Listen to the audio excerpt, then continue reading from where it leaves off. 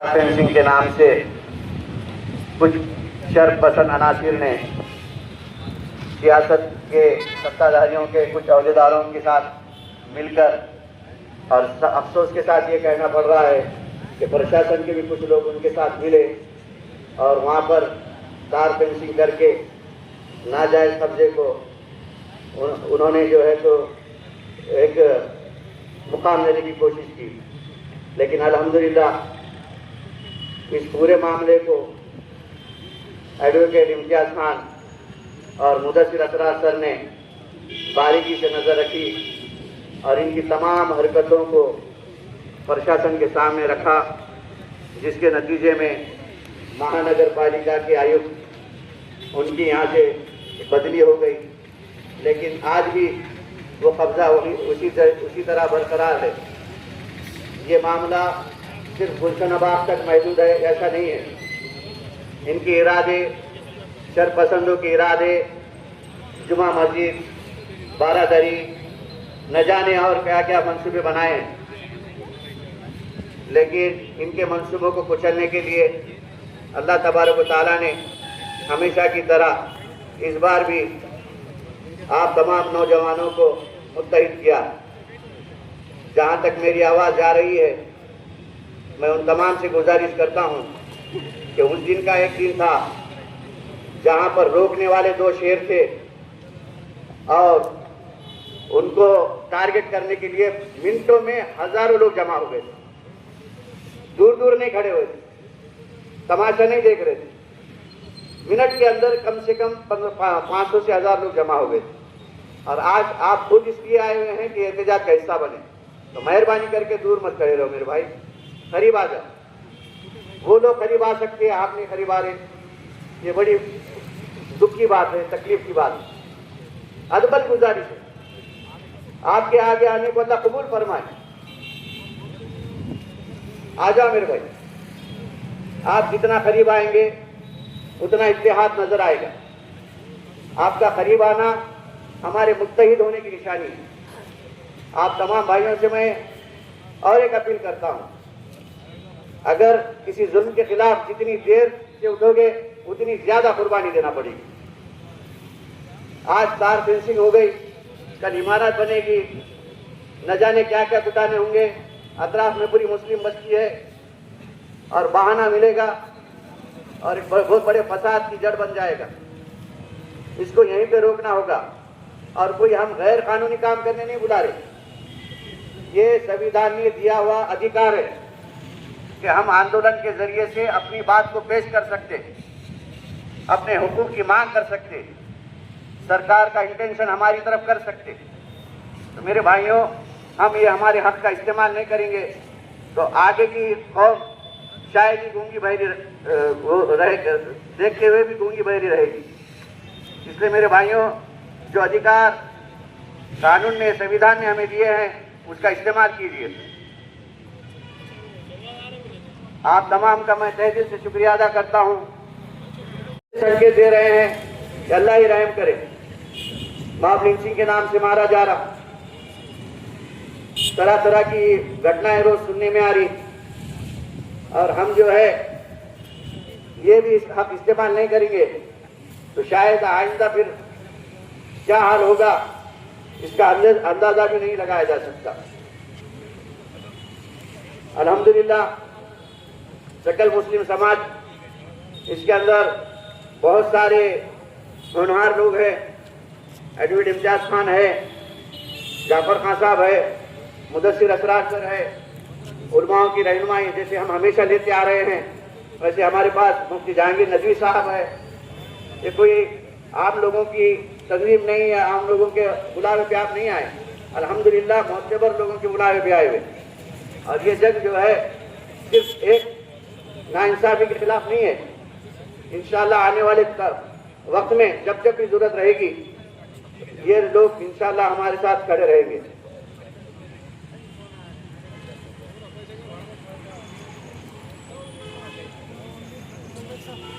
इतना कहकर मैं एडवोकेट अफजल बेग साहब से गुजारिश करता हूँ कि वो स्टेज पर आए।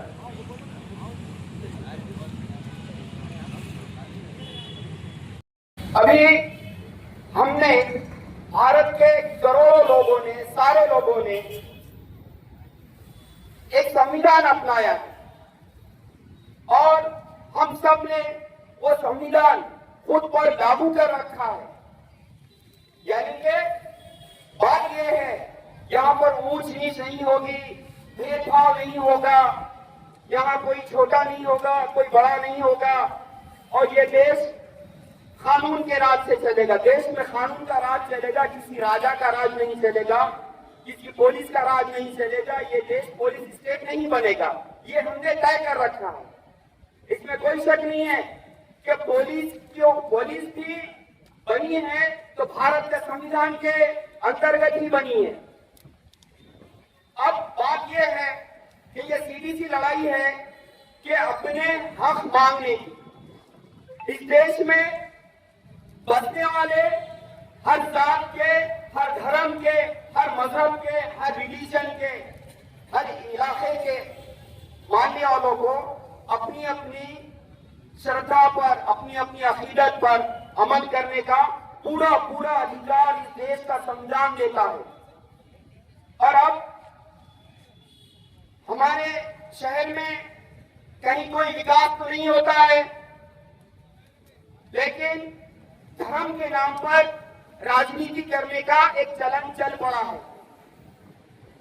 अभी देखने में ये आया है कि लगभग 2 महीनों से टप्पेवार शहर का वातावरण खराब करने की सोची समझी चालें चली जा रही है और ये चालें भारत के संविधान और भारत के कायदे के बिल्कुल पूरी तरह खिलाफ है।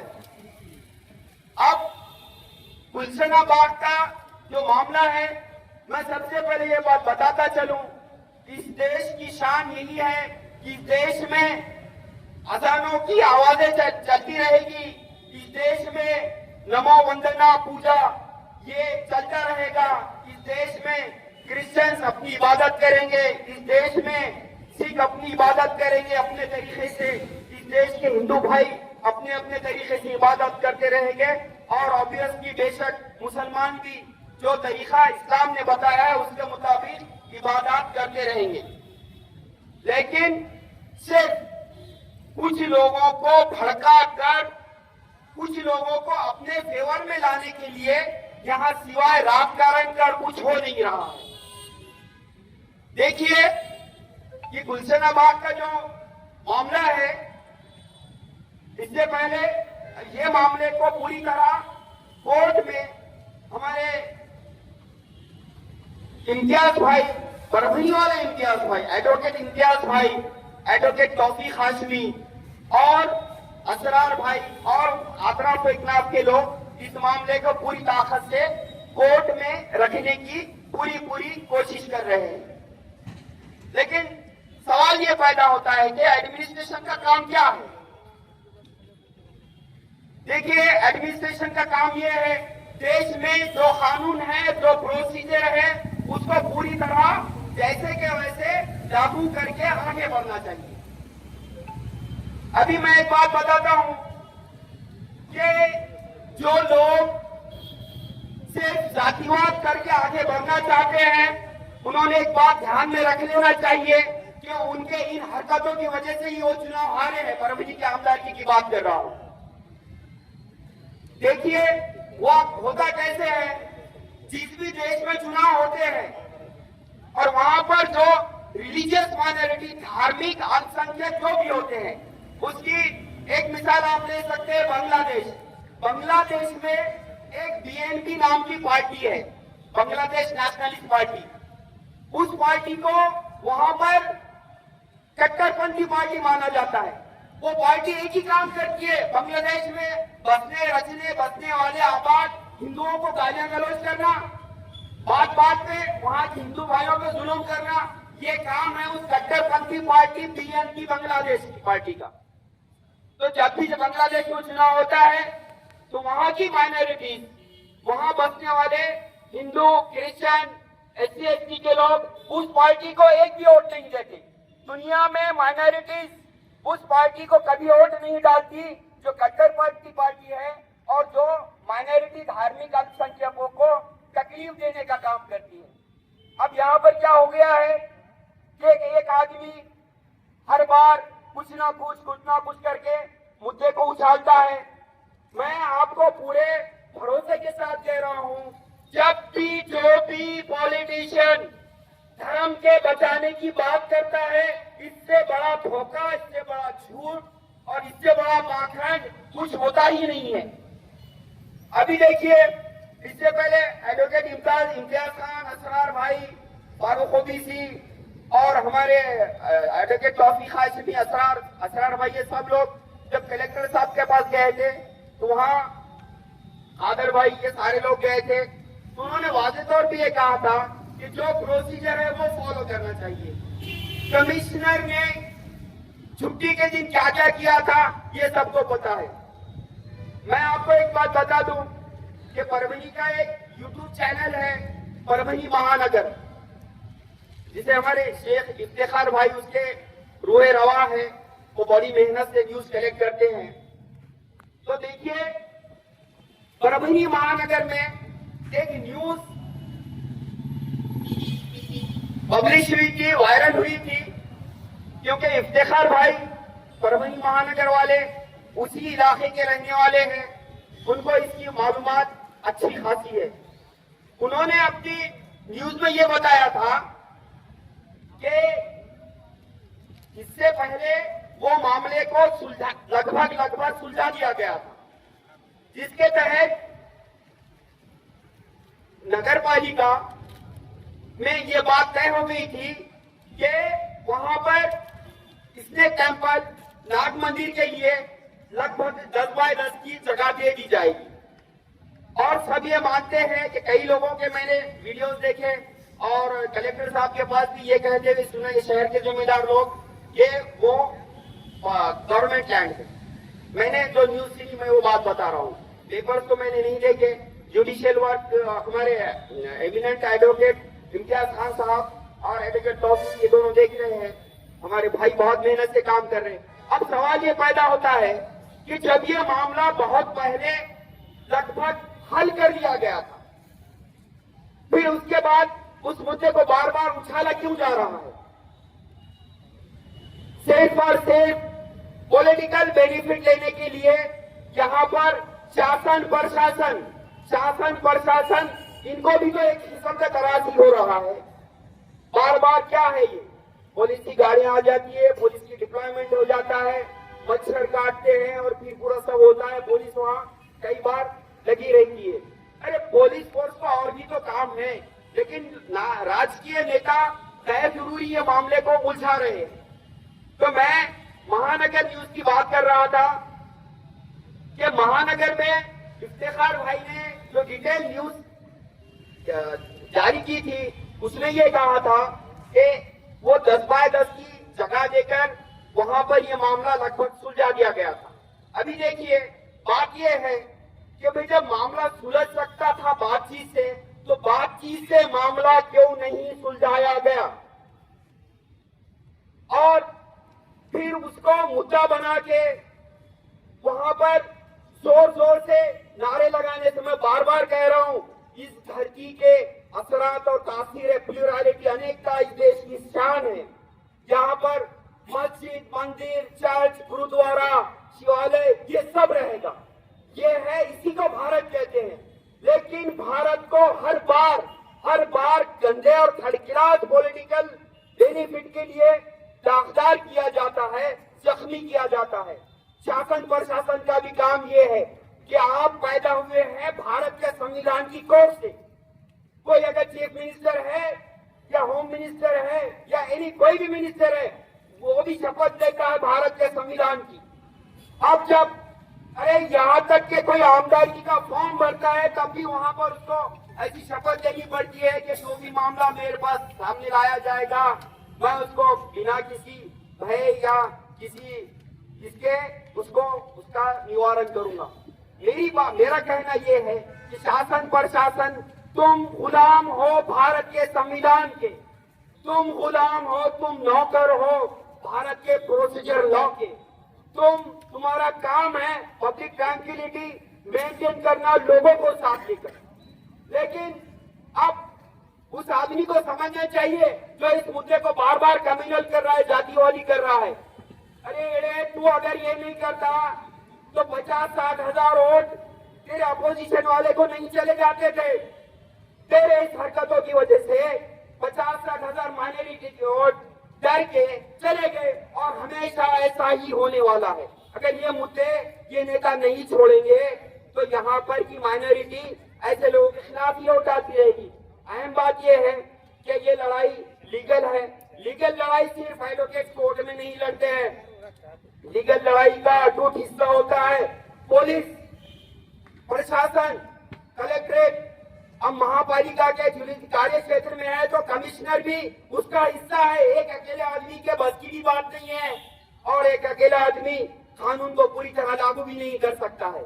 इसका मतलब यही हुआ है कि सब तालमेल से, अच्छी नीयत से अगर काम करेंगे तो ये मसला बड़ा है। हमारा मकसद ये यहाँ पर हमारे साथियों ने ये जो मामला रखा है ये भड़काने के लिए भी रखा है और भड़कने के लिए भी नहीं रखा है। लेकिन ये यहाँ किस लिए रखा है कि देखो इस देश के संविधान ने हमको हक दिया है अपनी बात पुरअमन तरीके से रखने की। और कुछ लोग होते हैं हवाओं के साथ और दिखाते हैं कि वह है चिराग के साथ। हवाएं कोशिश करती है चिरागों को बुझाने की, लेकिन ऐसे दोहरे लोग जो अंदर से हवाओं के साथ है और दिखाने के लिए चिरागों के साथ है, ऐसे लोगों से मेरी हाथ जोड़ के रिक्वेस्ट है कि आप सीधे सीधे खुल के आओ और हवाओं के साथ रहो। राजकारण से गंदा धंधा कुछ नहीं है। वो धंधा है लेकिन गंदा है और आजकल तो बहुत ही गंदा हो गया है। जो उठेगा वो सिर्फ एक धर्म के लोगों को कहेगा कि तुम्हारा धर्म धोखे में है, फिर कहेगा कि हम तुम्हारे धर्म की रक्षा करेंगे, हम तुम्हारे मजहब की रक्षा करेंगे, हम तुम्हारे रिलीजन की रक्षा करेंगे। ऐसा नहीं होता साथियों। किसी को अगर भारत बनाना है, आगे बढ़ाना है, क्या है ये 21वीं सदी में चाइना किधर चला गया, दूसरे ममालिक कहाँ चले गए। आज हम अगस्त 2025 में भी उन्हीं मुद्दों पर बात कर रहे हैं। ये बदमाशी है और ये बदमाशी तबाह करने वाली है और ऐसी तबाह करने वाली बदमाशी से बचने के लिए सबको जरूरी है कि भारत के मौजूदा कानून को जो लॉस है उस पर पूरी शिद्दत से, पूरी ईमानदारी से अमल करना जरूरी है। भारत के संविधान के बाप डॉक्टर बाबा साहब भीमराव अम्बेडकर ने संविधान पेश करते वक्त यही तो कहा था ना कि संविधान तो बहुत अच्छा है, लेकिन इस संविधान के अच्छे असरात उस दिन आएंगे, उस वक्त आएंगे जब संविधान लागू करने वाली एजेंसियों की, गवर्नमेंट की नीयत अच्छी रहेगी। तो मेरे भाइयों देखो, संविधान है इसलिए हम हैं। मैं दुनियावी मामले पे बात कर रहा हूँ।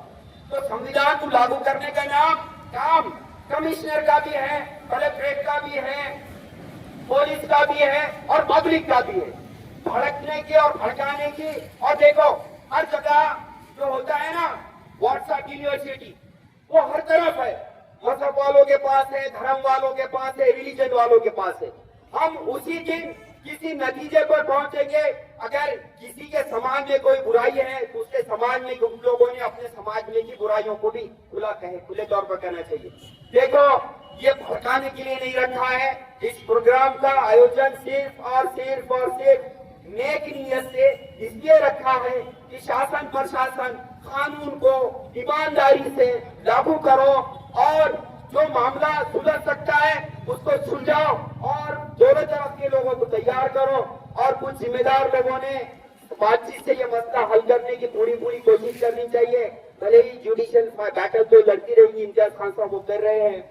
मेरा कहना ये है कि कानून को पूरी ईमानदारी नेक नियत से लागू करने का काम सारे एजेंसीज का है और सबने करना चाहिए। और यही किया जाएगा तभी अमन, परमानेंट पीस स्टैब्लिश होगा। और अमन कायम करने वाले बंदे अल्लाह के अच्छे बंदों में गिने जाते हैं।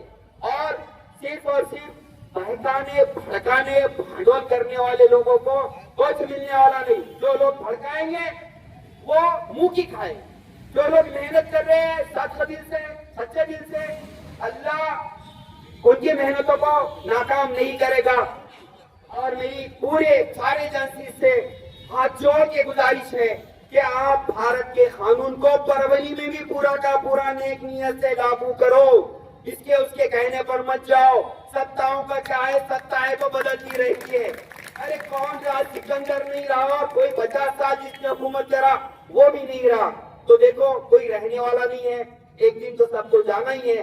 लेकिन फसाद बर्पा मत करो यार। प्यार मोहब्बत का देश है, ये शहर भी प्यार मोहब्बत का है। प्यार मोहब्बत माया मोहब्बत से आगे बढ़ा जा सकता है। नफरतें फैलाओ मत। नफरतें इतनी फैल रही है, सर्वे है कि बीपी शुगर ये बीमारियां बढ़ रही है। किसलिए बढ़ रही है भाई साहब? ये सिर्फ और सिर्फ नफरतों की वजह से बढ़ रही है। नफरतें मत बढ़ाओ, प्यार मोहब्बत यही पैगाम आगे बढ़ाओ। और शासन प्रशासन से और एक बार विनती है कि बराए मेहरबानी तुमको जो सैलरी मिलती है ना, ये पब्लिक के टैक्स की सैलरी मिलती है। और ये आपको किसलिए देते हैं सैलरी? कि आप भारत के कानून को, सारे लॉज को, procedural laws, penal laws, constitution laws, सारे लॉज को आपने नेक नियत से पूरी खुले मन से लागू करना चाहिए। और ये हमारी रिक्वेस्ट है। देखिए, बहको मत, भड़को मत, भड़काओ मत। जय हिंद, जय महाराष्ट्र, अल्लाह हाफिज। दरवेश साहब ने पूरी बात तफसील से कही है। मैं इमरान हुसैनी साहब से गुजारिश करता हूं कि वो व्यासपीठ पर आए, जनाब इमरान हुसैनी साहब। और आगे के लिए मैं युवा नेता तुषार गायकवाड़ साहब से गुजारिश करता हूं कि वो अपनी बात रखे। तुषार गायकवाड़।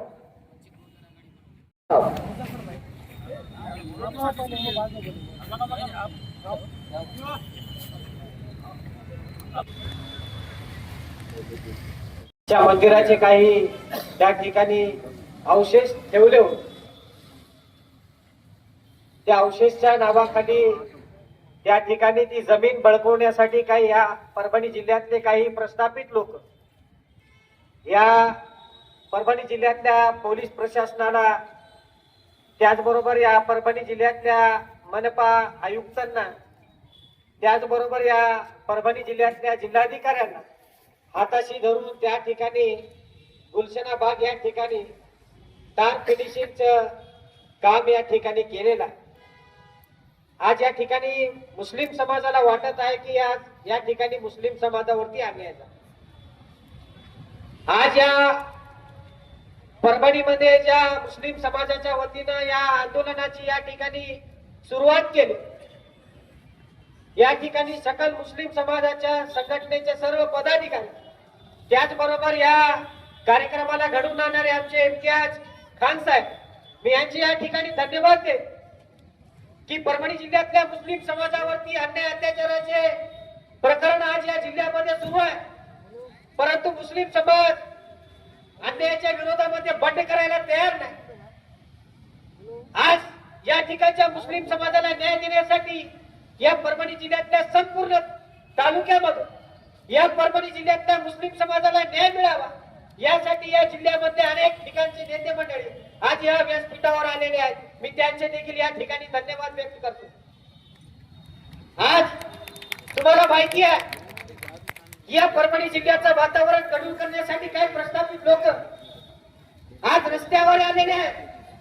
आज हे परभणी जिल्हा अशांततेत राहावा यासाठी अनेक नेते मंडळी या ठिकाणी काम करत आहेत. मला या विचार मंचावर त्या सर्व नेते मंडळीला या ठिकाणी आवाहन करायचं आहे. जर तुम्हाला वाटत असेल की या ठिकाणचा मुस्लिम समाजाच्या पाठीशी कोणी नाही, तुम्हाला वाटत असेल की आजपर्यंत आम्ही मुस्लिम समाजावरती अन्याय केला, परंतु या ठिकाणच्या मुस्लिम समाजाने तो अन्याय सहन केला, परंतु याद राखा या परभणी जिल्ह्यातल्याच नव्हे या देशातल्या संपूर्ण मुस्लिम समाजाच्या पाठीशी वंचित बहुजन आघाडीचे नेते आदरणीय बाळासाहेब आंबेडकर हे खंबीरपणे उभे आहेत, एवढं लक्षात घ्या. मित्रांनो, असे प्रकार का घडतात? आज आपण या परभणी जिल्ह्यामध्ये 2-3 प्रकरण पाहिले. आज या ठिकाणी विधानसभा झाले, या ठिकाणी लोकसभा झाली, या ठिकाणच्या प्रत्येक मुस्लिम समाजातल्या घरातलं मतदान या ठिकाणच्या प्रस्थापित लोकांना या ठिकाणी देण्याचं काम मुस्लिम समाजाने केलं. आज मला खंत वाटते की ज्या मुस्लिम समाजाने या ठिकाणच्या बंडू जाधवला निवडून दिलं, ज्या मुस्लिम समाजाने या ठिकाणच्या राहुल पाटलांना या ठिकाणी निवडून दिलं, परंतु आज मुस्लिम समाजाच्या न्याय हक्कासाठी आज हे विचारपीठ उभं केलं, परंतु मला या विचारपीठावर ते व्यक्ती मला दिसायला मिळालेले नाही. ही कोण या ठिकाणच्या मुस्लिम समाजाने लक्षात घेतली पाहिजे. आपल्या मताचा, केवळ मताचा त्यांच्या कामापुरता वापर करून घेऊन केवळ सत्तेचा उपभोग घेण्यासाठी या ठिकाणच्या प्रस्थापित लोकांना फक्त मुस्लिम समाजाचं मतदान लागत. परंतु ज्या वेळेस मुस्लिम समाजावरती अन्याय अत्याचार होतात त्यावेळेस कुठलाच पक्ष रस्त्यावर उतरायला तयार नाही, कारण त्यांना वाटते आमच्या हिंदू समाजातली बांधव आम्हाला मतदान करतील का.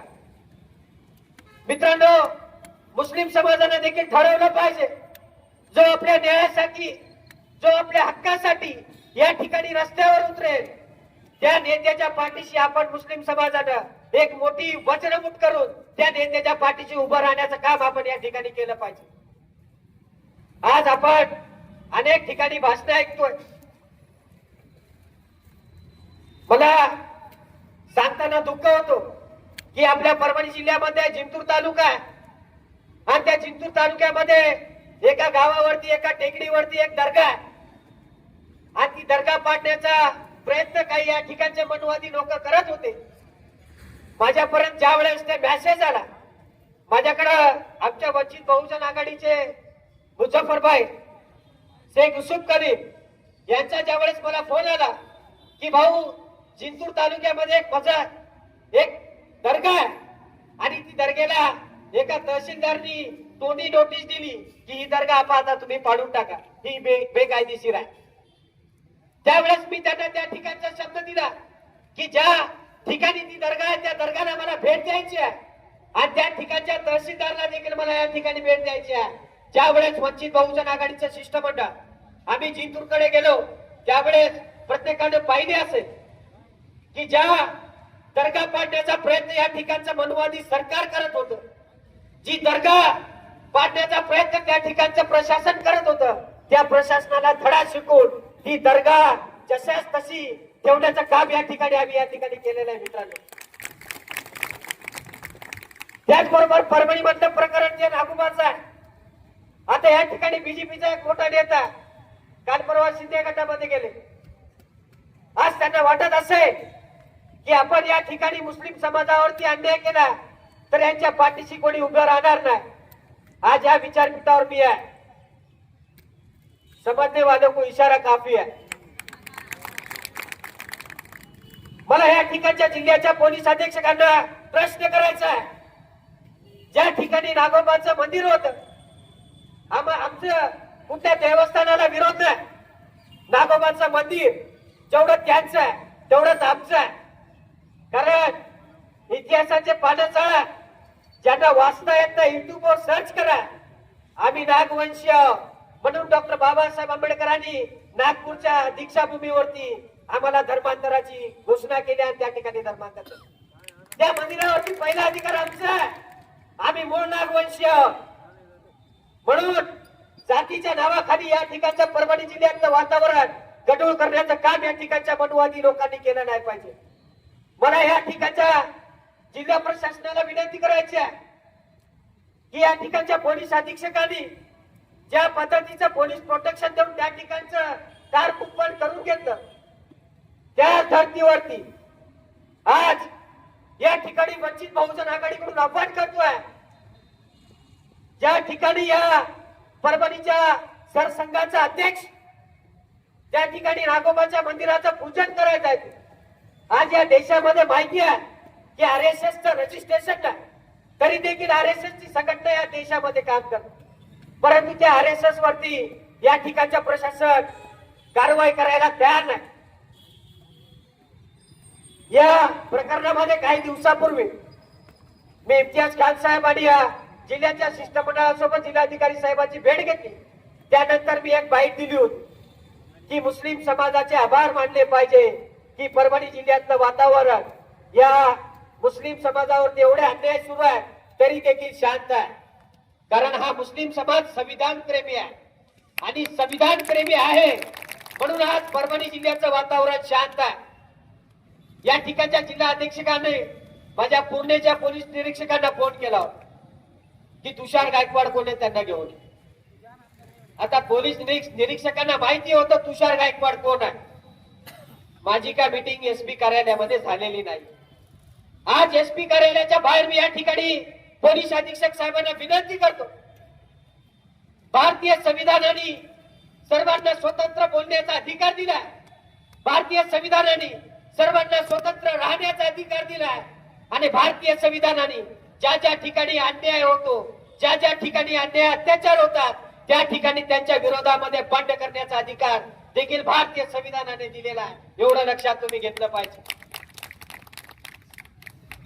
ज्या जागेचा वाद या ठिकाणी न्यायामध्ये आहे, जो प्रकरण न्याय प्रविष्ट आहे, या ठिकाणच्या पोलीस अधीक्षकांना देखील माहिती आहे, या ठिकाणच्या जिल्हा अधिकाऱ्यांना माहिती आहे, या ठिकाणच्या मनपा आयुक्त जे पळून गेले धैर्यशील जाधव त्यांना देखील माहिती आहे. तरी देखील या ठिकाणच्या पोलीस प्रशासनाने या परभणी जिल्ह्याचं वातावरण कठोर करण्यासाठी काही मनुवादी लोकांना संरक्षण देऊन त्या ठिकाणचं टार फिनिशिंग करून घेतलेला आहे. मी आज वंचित बहुजन आघाडीकडून आव्हान करतोय, येत्या 17 ऑक्टोबरला मराठवाडा मुक्ती संग्राम दिवस आहे. येत्या 17 ऑक्टोबरला मराठवाडा मुक्ती संग्राम दिवस आहे. आम्हाला देखील त्या तार फिनिशिंग पासून मुक्त आपण करावं एवढी विनंती या ठिकाणी मी आपल्याला या ठिकाणी करतोय. जर येत्या 17 तारखेपर्यंत जर या ठिकाणच्या पोलीस प्रशासनाने ते तार फिनिशिंग काढलं नाही तर वंचित बहुजन आघाडीकडे तार, खोरे, गुराडी ह्या सगळ्या गोष्टी आहेत. परंतु आम्हाला या ठिकाणच्या जिल्ह्यातलं कायदा सुव्यवस्था बिघडवायचा नाही. आम्हाला या परभणी जिल्ह्यातल्या हिंदू असतील मुस्लिम समाजाला खुशाल नांदू द्यायचं आहे.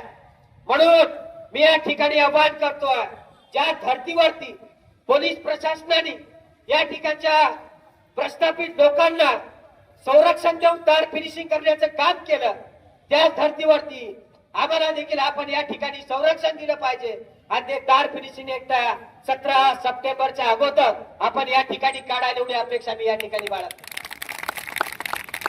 आम्हाला आपल्या सर्वांना सांगायला दुःख होतो की मुस्लिम समाजाचं संघटन का उभं राहत नाहीये. आज आपल्या मुस्लिम समाजाचे अनेक नेते इतर पक्षात काम करतात. मला त्या काँग्रेस मधल्या मुस्लिम समाजाला विचारायचं, मला त्या राष्ट्रवादी मधल्या मुस्लिम समाजाला विचारायचं, मला त्या शिंदे गटाच्या शिवसेनेमध्ये असलेल्या मुस्लिम समाजाला विचारायचं आहे का हे मुस्लिम समाज तुमचा नाहीये का? मग तुम्हाला या मुस्लिम समाजाला न्याय द्यायचा नाही का?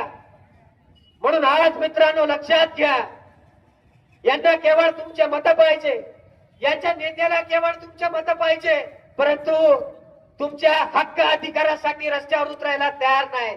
म्हणून मुस्लिम समाजाने एक वचनमूठ तयार केली पाहिजे आणि जो नेता आपल्यासाठी झगडतोय, जो नेता आपल्या न्यायासाठी झगडतोय, त्या नेत्याच्या पाठीशी आज या ठिकाणच्या मुस्लिम समाजाने कबीर उभं राहिलं पाहिजे. धमकीचे फोन मला देखील येतात, परंतु तुषार गायकवाड कुणाच्या बापाला घाबरत नाही, कारण माझा बाप आदरणीय बाळासाहेब आंबेडकर मुंबईमध्ये बसलेले आहे.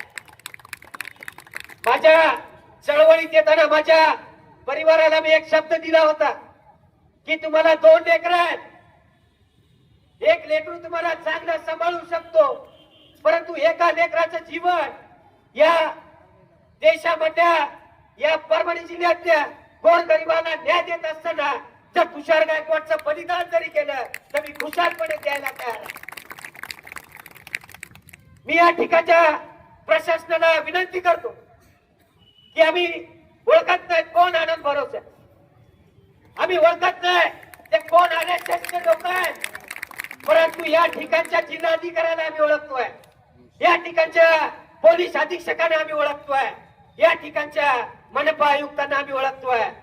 आमचा अधिकार आहे, आम्ही तुम्हाला प्रश्न केले पाहिजे. आज या ठिकाणी कमी प्रमाणामध्ये आम्ही आहोत, परंतु येत्या काही दिवसामध्ये येत्या काही दिवसामध्ये आम्ही एक वंचित बहुजन आघाडीकडून आव्हान करणार आहोत आणि ते आव्हान असं असेल, या जिल्ह्यातल्या प्रशासनाला जर कायदा सुव्यवस्था अबाधित ठेवायचं असेल तर हे अन्याय अत्याचार थांबले पाहिजे. जर हे अन्याय अत्याचार थांबले नाही ते येत्या काही काळामध्ये वंचित बहुजन आघाडीकडून या जिल्हाधिकारी कार्यालयाला टाळा ठोकल्याशिवाय आम्ही शांत राहणार, एवढं लक्षात घ्या. आज मला अनेक पोलीस मित्र मला ऐकतायत, मला अनेक पोलीस मित्र या ठिकाणी ऐकतायत. मला त्या पोलीस मित्रांना विनंती करायची आहे की माझा मेसेज तुमच्या साहेबांना द्या की ज्या जागेचा वाद न्याय प्रविष्ट आहे त्या जागेवरती बेकायदेशीर प्रोटेक्शन देण्याचं काम या ठिकाणच्या पोलीस प्रशासनाने कसं केलं आणि त्या ठिकाणी प्रोटेक्शन देण्याचं काम केलं असेल तर तुम्हाला कुणाचं लेटर आलं होतं आणि कुणाच्या सांगण्यावरून तुम्ही त्या ठिकाणचं प्रोटेक्शन दिलं ते पत्र तुम्ही या ठिकाणी जाहीर केलं पाहिजे. या ठिकाणच्या जिल्हाधिकारी साहेबांना या ठिकाणी विनंती करतोय. बिचारा चव्हाण साहेब नवीन आलेले आहेत, त्यांना आपलं प्रकरण माहिती नाही, परंतु या आंदोलनाच्या माध्यमातून त्यांना देखील मला एक विनंती करायची आहे. जर तुम्हाला अतिक्रमण काढायचे असतील, जर तुम्हाला वादाच्या जमिनीमध्ये वाद निर्माण करायचा असेल, जर तुम्हाला मंदिरं बांधायची असतील तर माझ्याकडे एक जागा आहे. त्या जागेवरती नागोबाचं मंदिर भव्य दिव्य आपण बांधू. या परभणी जिल्ह्यामध्ये वसमत रोडवरती एक ग्राउंड आहे, काय तुकाराम महाराज नावचं कुठलं तर गाव, संत तुकाराम कॉलेज. त्या ग्राउंड वरती मोठं मॉल होत आहे. त्या मॉलच्या बाहेर एक भव्य दिव्य असं एक नागोबाचं आपण या ठिकाणी मंदिर उभं करूया आणि त्या मंदिराला वंचित बहुजन आघाडी मागे तेवढा निधी द्यायला द्या. परंतु त्यांना त्या ठिकाणच्या जागेवरती मंदिर बांधायचं नाही. त्यांना मंदिरं बांधायचे मुस्लिम एरियामध्ये, त्यांना मंदिरं बांधायचे ज्या ठिकाणी कायदा सुव्यवस्था बिघडू शकते त्या ठिकाणी त्यांना मंदिरं बांधायचे. अरे मी मुस्लिम समाजासोबत चर्चा करताना मुस्लिम समाजाने मला सांगितलं, भाऊ मंदिर आहे आम्हाला हरकत नाही, कारण आमच्या पूर्वजांनी त्यांना ती जागा मंदिरासाठी दिली होती, परंतु त्याने जे बेकायदेशीररित्या त्या ठिकाणी टार फिनिशिंग केलं, आमचा विरोध त्या टार फिनिशिंगला, एवढं लक्षात घ्या. म्हणून जिल्हा प्रशासनाचे कान भडकवण्याचं काम या ठिकाणचे मनुवादी लोक करत आहेत. म्हणून या ठिकाणच्या पोलीस अधीक्षक साहेबांना, या ठिकाणच्या पोलीस डिपार्टमेंटच्या सर्व कर्मचाऱ्यांना मला एक सांगायचं की मुस्लिम समाज त्या मंदिराच्या विरोधात नाहीये. आज अफवा फैलल्या जाती की मुस्लिम समाज ते मंदिर होऊ देत नाही. अरे बाबांनो, मुस्लिम समाज त्या मंदिराच्या विरोधात नाहीये. जे बेकायदेशीर जे प्रकरण न्यायालयामध्ये सुरू आहे, न्यायालयामध्ये प्रकरण सुरू असताना तुम्ही बेकायदेशीर त्यांना परवानगी दिलीत कशी? म्हणजे या ठिकाणच्या प्रशासनाला परभणी जिल्ह्यातलं वातावरण गढूळ करायचं आहे. काल परवा संविधानाची विटंबना झाली. परभणीच नाही तर विदेशामधल्या लोकांना परभणी जिल्हा कळायला लागला आणि ते प्रकरण ताजं असताना हे नागोबाचं प्रकरण पुढे आणण्याचा प्रकार काय आम्हाला लक्षात आलेला नाहीये. म्हणून या ठिकाणच्या मुस्लिम समाजाला विनंती करतो की तुम्ही घाबरून जायची गरज नाही. आदरणीय बाळासाहेब आंबेडकरांसोबत माझं बोलणं झालेलं आहे आणि हा विषय आम्ही बाळासाहेब आंबेडकरांपर्यंत पोहोचवलेला आहे आणि साहेबांचं उत्तर होतं, जो प्रकरण न्याय प्रविष्ट आहे त्या प्रकरणावर न्यायालयाच्या न्यायाधीशाचा अधिकार आहे. जो निर्णय न्यायालय देईल या ठिकाणच्या प्रशासनाला मान्य करावा लागणार आहे आणि लवकरात लवकर वंचित बहुजन आघाडीकडून या ठिकाणच्या पोलीस प्रशासनाला देखील माझा हा मेसेज आहे. या ठिकाणच्या मनपा आयुक्तांना माझा हा मेसेज आहे. या ठिकाणच्या जिल्हाधिकाऱ्यांना माझा हा मेसेज आहे की येत्या काही दिवसामध्ये परभणी जिल्ह्याचं जिल्हा सत्र न्यायालय, या न्यायालयाच्या निबंधकांना या ठिकाणी वंचित बहुजन आघाडी एक लेटर लिहिणार आहे. हा प्रकरण न्याय प्रविष्ट असताना या ठिकाणच्या पोलीस प्रशासनाला, या ठिकाणच्या जिल्हा प्रशासनाला या ठिकाणी न्यायालयाने परवानगी दिली होती का ते तार फिनिशिंग करण्यासाठी? जर कोर्टाचं उत्तर जर या ठिकाणी नाही आलं तर त्या ठिकाणी जे जे उपस्थित होते, मग तो नेते असतील किंवा अधिकारी असते, त्या सर्वांवरती 353 प्रमाणे गुन्हा दाखल झाला पाहिजे, हे या ठिकाणी वंचित बहुजन आघाडी मागणी करणार आहे. आज बऱ्याच दिवसापासून हे प्रकरण सुरू आहे. अनेक लोक माझ्या पूर्णेमध्ये मला भेटायला आले. अनेक प्रशासनातल्या अधिकाऱ्यांनी मी इथं येऊ नये म्हणून प्रयत्न केले, परंतु त्या अधिकाऱ्याला माहिती आहे तुषार गायकवाड हे कोणाच्याच बापाला घाबरत नाही. पूर्णा तालुक्यातून येऊन या शहराचं नेतृत्व करतोय, जिल्ह्याचं नेतृत्व करतोय. मी ज्या वेळेस आंबेडकरी चळवळीमध्ये आलो त्यावेळेस घरावरती तुळशीपत्र ठेवलेलं आहे आणि ते तुळशीपत्र ठेवून या सामाजिक चळवळीमध्ये काम करतोय.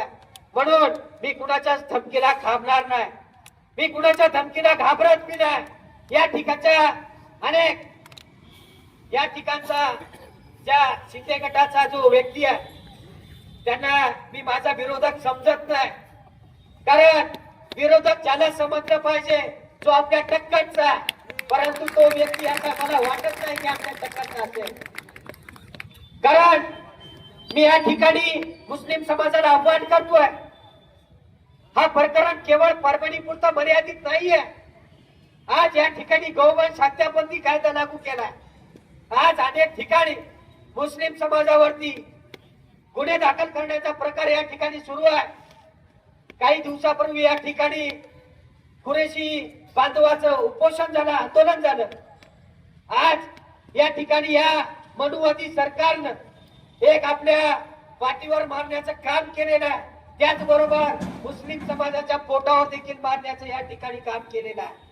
मग या ठिकाणी मुस्लिम समाजाने या मनुवादी सरकारच्या विरोधामध्ये येत्या महापालिका इलेक्शन मध्ये या ठिकाणच्या मुस्लिम समाजाने येत्या जिल्हा परिषदच्या निवडणुकीमध्ये, या मुस्लिम समाजाने येत्या नगरपालिकेच्या निवडणुकीमध्ये या मनुवादी सरकारला मताच्या पेटीमधून धडा शिकवल्याशिवाय मुस्लिम समाजानं शांत राहायचं नाही.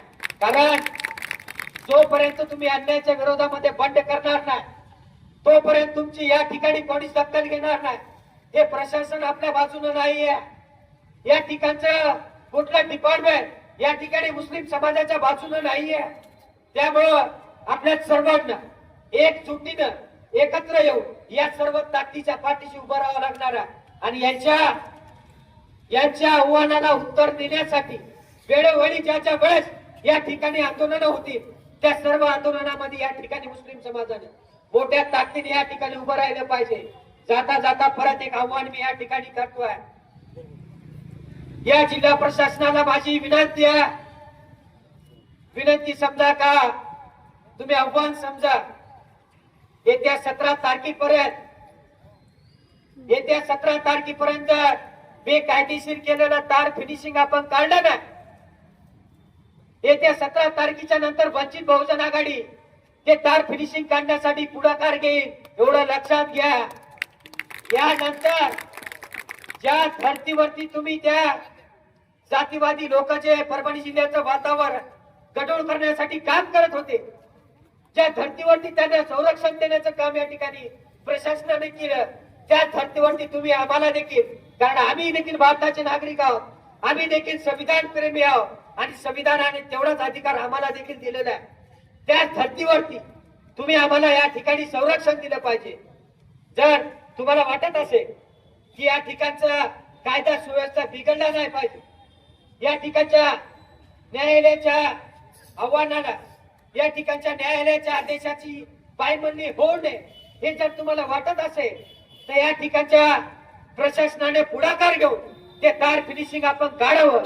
अन्यथा आम्ही सक्षम आहोत, आम्हाला कायदा सुव्यवस्था कायदा हातात घ्यायला आपण मंजूर करू नये, एवढीच विनंती मी या ठिकाणी करतो. मला आपण सर्वांनी शांतपणे ऐकून घेतलं त्याबद्दल मी सर्वांचे या ठिकाणी धन्यवाद देतो. आपण 1, 2, 3 घोषणामध्ये माझं भाषण या ठिकाणी मी संपवणार. छत्रपती शिवाजी महाराज की, डॉक्टर बाबासाहेब आंबेडकरांचा, डॉक्टर बाबासाहेब आंबेडकरांचा नारे तकबीर, नारे तकबीर. खुदा हाफिज.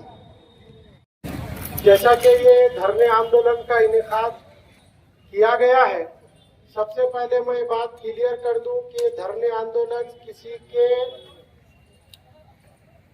क्या बोलेंगे मजहब के खिलाफ, धर्म के खिलाफ बिल्कुल भी नहीं है। हमारा धरने आंदोलन गुलशना बाग में जो ओपन स्पेस है उस पे नाजायज जो कब्जा किया गया है और वो कब्जा होने की वजह से वहां के बच्चों को खेलने में बहुत सारे मसाइल का सामना करना पड़ रहा है, इसके लिए धरने आंदोलन को रखा गया है। अब ये धरने आंदोलन गुलशना बाग वालों के लिए ही नहीं बल्कि पूरे परभनी वालों की जिम्मेदारी इसलिए बना क्योंकि ये जमीन पे जो कब्जे का मामला है इसको उन्होंने क्या किया, ऐसा बताया कि यहाँ पे मंदिर बांधने से रोक रहे हैं। हमारा मंदिर को विरोध नहीं है, जो स्थिति में मंदिर वहाँ पे है वो स्थिति में अगर मंदिर रहा तो हमको उससे कोई भी डिफिकल्टी नहीं है।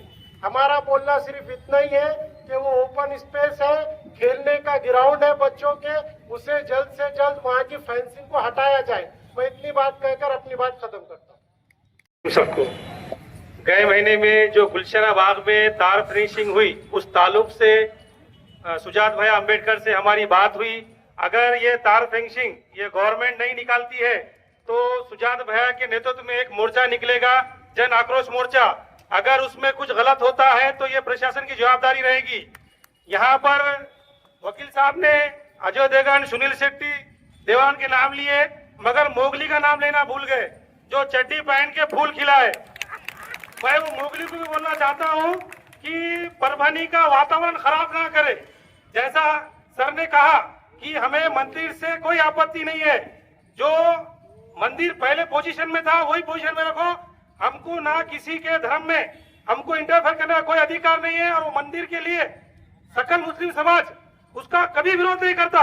मगर जो मोगली जो कामा कर रहा है और एक साथ में बगीरा एक है जो सुबह सुबह कहीं भी फोटो खींच लेता है और फेसबुक पे डालता है, वो बगीरे से भी ये कहना चाहूंगा कि जंगल में रहो, तुम्हारी जगह जंगल में है। अगर सिटी में आओगे तो वंचित बहुजन अघाड़ी को मालूम है कि आपको किस तरीके से वन विभाग के जरिए जंगल में भेजना है। मैं इतने ही अल्फाज कह सबको जय हिंद, जय महाराष्ट्र। अस्सलाम वालेकुम। सबसे पहले हमारे जाफर खान, मूसा खान और एडवोकेट इंचार्ज वकील साहब, इनका शुक्रिया अदा करता हूं। भाई, परभनी के हालात, देश के हालात, महाराष्ट्र के हालात, दिल्ली के हालात, दिल्ली के हालात आप सबको पता है। नागोबा मंदिर मुस्लिम की जगह है, ये भी सबको ही मालूम है। मगर ओरिजिनल ये है कि वहां पर एक वडर समाज का एक मूर्तिकार आया था। उस मूर्तिकार ने खलबट्टे, सील लोगों को बेच के एक बड़े पत्थर से, वो प्राचीन मंदिर नहीं है, वो आरती मंदिर है। और 1985 के अंदर यूसुफ कॉलोनी के अंदर डॉक्टर रशीद साहब ने प्लॉटिंग किए थे। और मैं जब तालीम पाता था तो उस टाइम पे जाता था मैं कि भाई वो मूर्ति का रहने का बेचते बेचते एक दिन उसको गुस्सा आया, अपनी वो नागोबा की मूर्ति, सांप की मूर्ति बनाया और वहां छोड़ के चलेगा। अब वो ठीक है, लोगों ने वहां पर जानकारी कुछ नहीं करे, सोई भी कौम थी, सो गई भी थी। अब ये भाई को विधानसभा में इसको वोट नहीं डाले बोलकर चिढ़ आ गई। भाई तेरे को नहीं डाले मगर तेरे भाई को तो डाले ना, तेरे बड़े भाई को एकजुट होके डाले। अभी एक को पेशाब, एक को पैखाना का। स्टेट पे आने के वास्ते, कौम का मसले के वास्ते बहुत बड़ा जिगर लगता। और ये राजकारण हमाकू और तुम्हाकू समझना है। सर मूसा खान कि भाई हम किस दिशा में जाते, डरने वाली कौम तो है नहीं। फिरौन से नहीं डरे, यजीद से नहीं डरे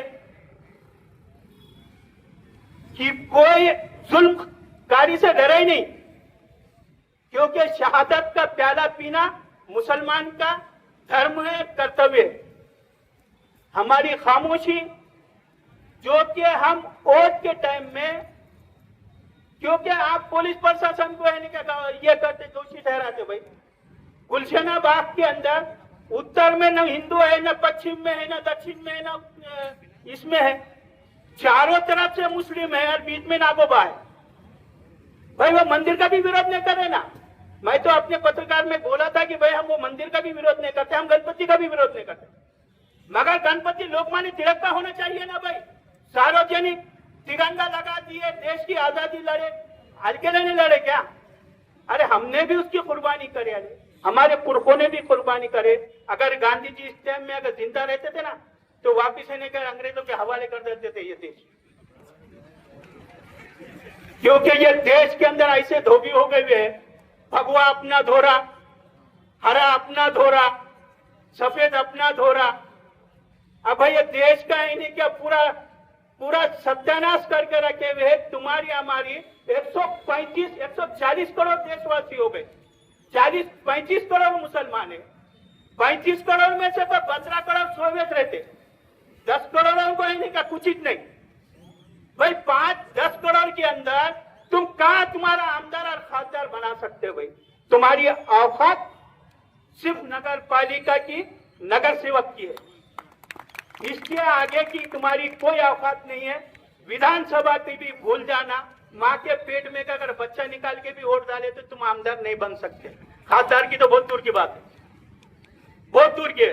अरे तुम 25 में नगर अध्यक्ष ने बने तो तुमने है नहीं क्या, तुम क्या अपने कौम को नहीं क्या दिशा देंगे? बोलने वाले मेरे को तो मेरे अपने आप पे नहीं क्या फखर महसूस होता, क्योंकि मैं सरदेव बाबा साहब अम्बेडकर का नहीं क्या कार्य करता हूँ। ये जबान में ताकत जो है ना क्या, दलित चळवळी में आज तक मेरे गुरु विजय राव जी वाकोड़े साहब है, क्योंकि उन्होंने हमेशा मुझे ये सिखाया है कि यूसुफ कलीम कभी तू पीठ में नहीं बताना, क्योंकि हर काम में तो अपना सीना ठोक के नहीं के सामने आना। इसलिए नहीं कि मैं नहीं कि हमारे वंचित के टीम को हमने ये बताया भी है कि भाइयों नागोबा का मंदिर का मसला ये है, वहाँ अवैध तरीके से है कि ये है। टाइम होते जा रहा है, कलेक्टर साहब को और इम्तियाज खान साहब का नहीं क्या, वकील साहब का बहुत तहे दिल से शुक्रिया अदा करता है कि 2 महारथी यहाँ से नहीं क्या बदली अचानक हो गई है। एक महाआयोग, दूसरा कलेक्टर। मैंने देवानंद उसका नाम रखा था, आपको मालूम है, गुप्त मीटिंग है। वकील साहब की जो स्पीच थी, महासचिव को जो महाराष्ट्र के हमने जो रोके थे उसको मैंने जो रोका था, और वकील साहब ने जब शुरू करे थे उसके कान के पर्दे से खोले कि भाई ये गलत है, इसलिए आनंद फानन नहीं गए। दोनों कलेक्टर आयुक्त उड़ाए हुए हैं। अब देखते हैं आगे है होता है क्या। भाषण तो बहुत करने का था ना, वक्त बहुत करीब है, कलेक्टर साहब को मिलना है। जय हिंद, जय महाराष्ट्र, जय भीम, जय भीम, खुदा हाफिज। अस्सलाम वालेकुम तमाम मंच के और यहाँ पर जो अभी हमारे पास अध्यक्ष वो नियुक्त किए गए और आए हुए आप सभी नौजवानों को मेरा अस्सलाम वालेकुम। हमारा काम है लिखना और आपके सामने करना, लेकिन माइक के सामने पहली बार हम माइक दूसरों को लगाते हैं।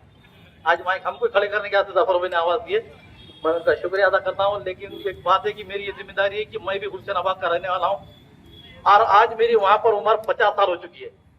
अगर से वो मैं पुजारी को पूछना चाहता हूँ कि तेरा दादा जब आता था तो तू पैदा हुआ भी नहीं होगा, तो बेटे तेरा दादा आता था वहाँ, अगर से हमको हटाना ही रहता था तो 72 कब का हट जाता था। लेकिन ये मुसलमानों का ज़र्फ है कि इन्हों हर सबके भावनाओं को समझ सकते, और तू जो मामूली बात को लेकर जो इतनी बड़ी हमला बना रहा है और माहौल खराब कर रहा है, ये हिंदुस्तान का पूरा माहौल खराब हुई तो बात कर रहा है तू परवनी से।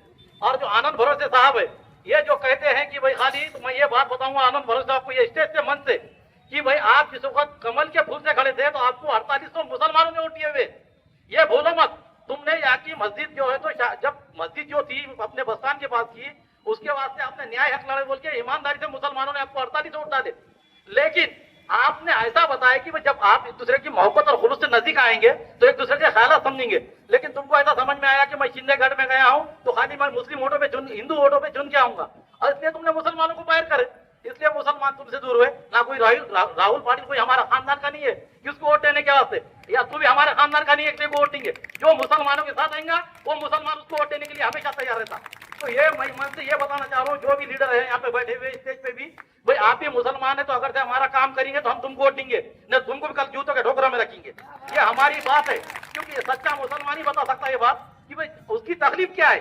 तुम पहले महल्ले के अंदर के जो रहते नगर सेवक हमारे अभी करीम यूसुफ साहब ने बोले कि मुसलमान की औकात क्या है नगर सेवक तक, लेकिन अल्हम्दुलिल्लाह ऐसे भी यहाँ पे जंजू है जो कि हमारे मरहूम सज्जुल आला शमीम खान साहब ऐसे लीडर हो चुके हैं, और जो हमारे रहमान खान साहब यहाँ पे एमएलए बने हुए हैं, जनता से चुन के आए हुए, लेकिन उन्होंने कभी जातिवादी नहीं करे। जातिवाद का बीच कोई भी प्रयोग करेगा लेकिन वो कुछ दिनों के लिए अच्छा रहेगा और मुरझाएगा तो बाद में ऐसा सड़ेगा कि उसकी बदबू आएगी। ये कोई भी समाज के लोगों ने समझना चाहिए कि भाई जो चीज है वो चीज को उसी तरह से रहना चाहिए। हर एक की श्रद्धा है। हमारा अगर से हम चाह रहे तो आज हम मेरी 50 साल की उम्र हो गई है, वो नागोबा का शेषराव भाऊ मरहूम इन्होंने जो तो यहाँ पे जो नगर अध्यक्ष रहते हुए खासदार रहे, आमदार रहे, लेकिन जिस वक्त उन्होंने कहा था बोलते मैं तो मालूम नहीं कि मैं मुसलमान की ओर से चुन के नहीं आया, उनको बाद में लोगों ने भी अवकाश बताया कि उनको नगर सेवक को भी चुन के नहीं लाए। एक शिवसेना जिसके हम बताते थे कि भाई एक परेड में बोलते थे कि भाई मुसलमान की दुश्मन जो तो शिवसेना, लेकिन आज ये बात हो रही कि जो उसके अंदर या मुसलमान जो तो पर ज्यादा से वोट दे रहे, क्यों दे रहे? इसकी वजह आपको भी सोचना चाहिए आनंद भरोसे साहब कि ये मुसलमान कौम ऐसी है जो हमदर्दी में आएगा उसके साथ आती है। तो ये जो भी जातिवादी लोग जो अपनी माहौल गर्म करने देख रहे हैं, रोटियां सीख रहे हैं, हमारा कहना यही है कि यहाँ पे गंगा जमनी तहजीब है परभनी में, अल्हम्दुलिल्लाह यहाँ के राष्ट्रीय एकात्मता के प्रतीक हजरत सैयद शाह तुराबुल हक रहमतुल्लाह अलैह को मानने वाली सभी समाज है। तो इसको यहाँ पर तुम जाति का पैर मत दो। और वो जो नागोबा का जिस तरीके से जीआर में लिखा हुआ है, नगर पालिका में 1965 में जो शेषराव भाऊ देशमुख के हाथ से लिखा हुआ है कि नागोबाचा दगड़ और मोकली जागा किसको बोलते हैं? मेरे को ऐसा मालूम होता है यहाँ का जो तहसीलदार है राजापुर है, इन्हें बोलता है कि ट्रस्ट की जगह है। अरे भाई तू आके तुमको जो सरकारी ऑफिसर रहते हैं वो 3 साल के वास्ते वोटों का हमारे पास आते, उसको कुछ मालूम ही नहीं रहता। लेकिन हमारे मुसलमान के लीडर उनको कभी जाके नहीं बताते कि भाई क्या है। अब वो लोगों जैसे जाके बोले होता बेचारे राजापुर ने बोल दिया, राजापुर ने कि भाई ये देखो ये जो तो ट्रस्ट की जमीन है। अरे ट्रस्ट कब बनी?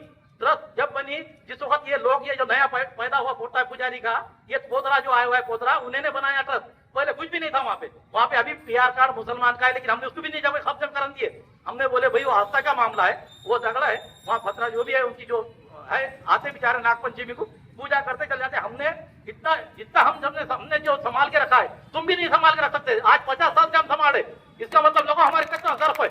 और जो तू आके अभी 4-5 साल में जो तो माहौल खराब करने में देख रहा कि भाई आके वहाँ चीखने का चिल्लाने का, ये इससे कोई होने वाला नहीं है। आज जो भी लीडर के पास भी है तो जीआर देखा जाएगा, जीआर के तहत काम होगा।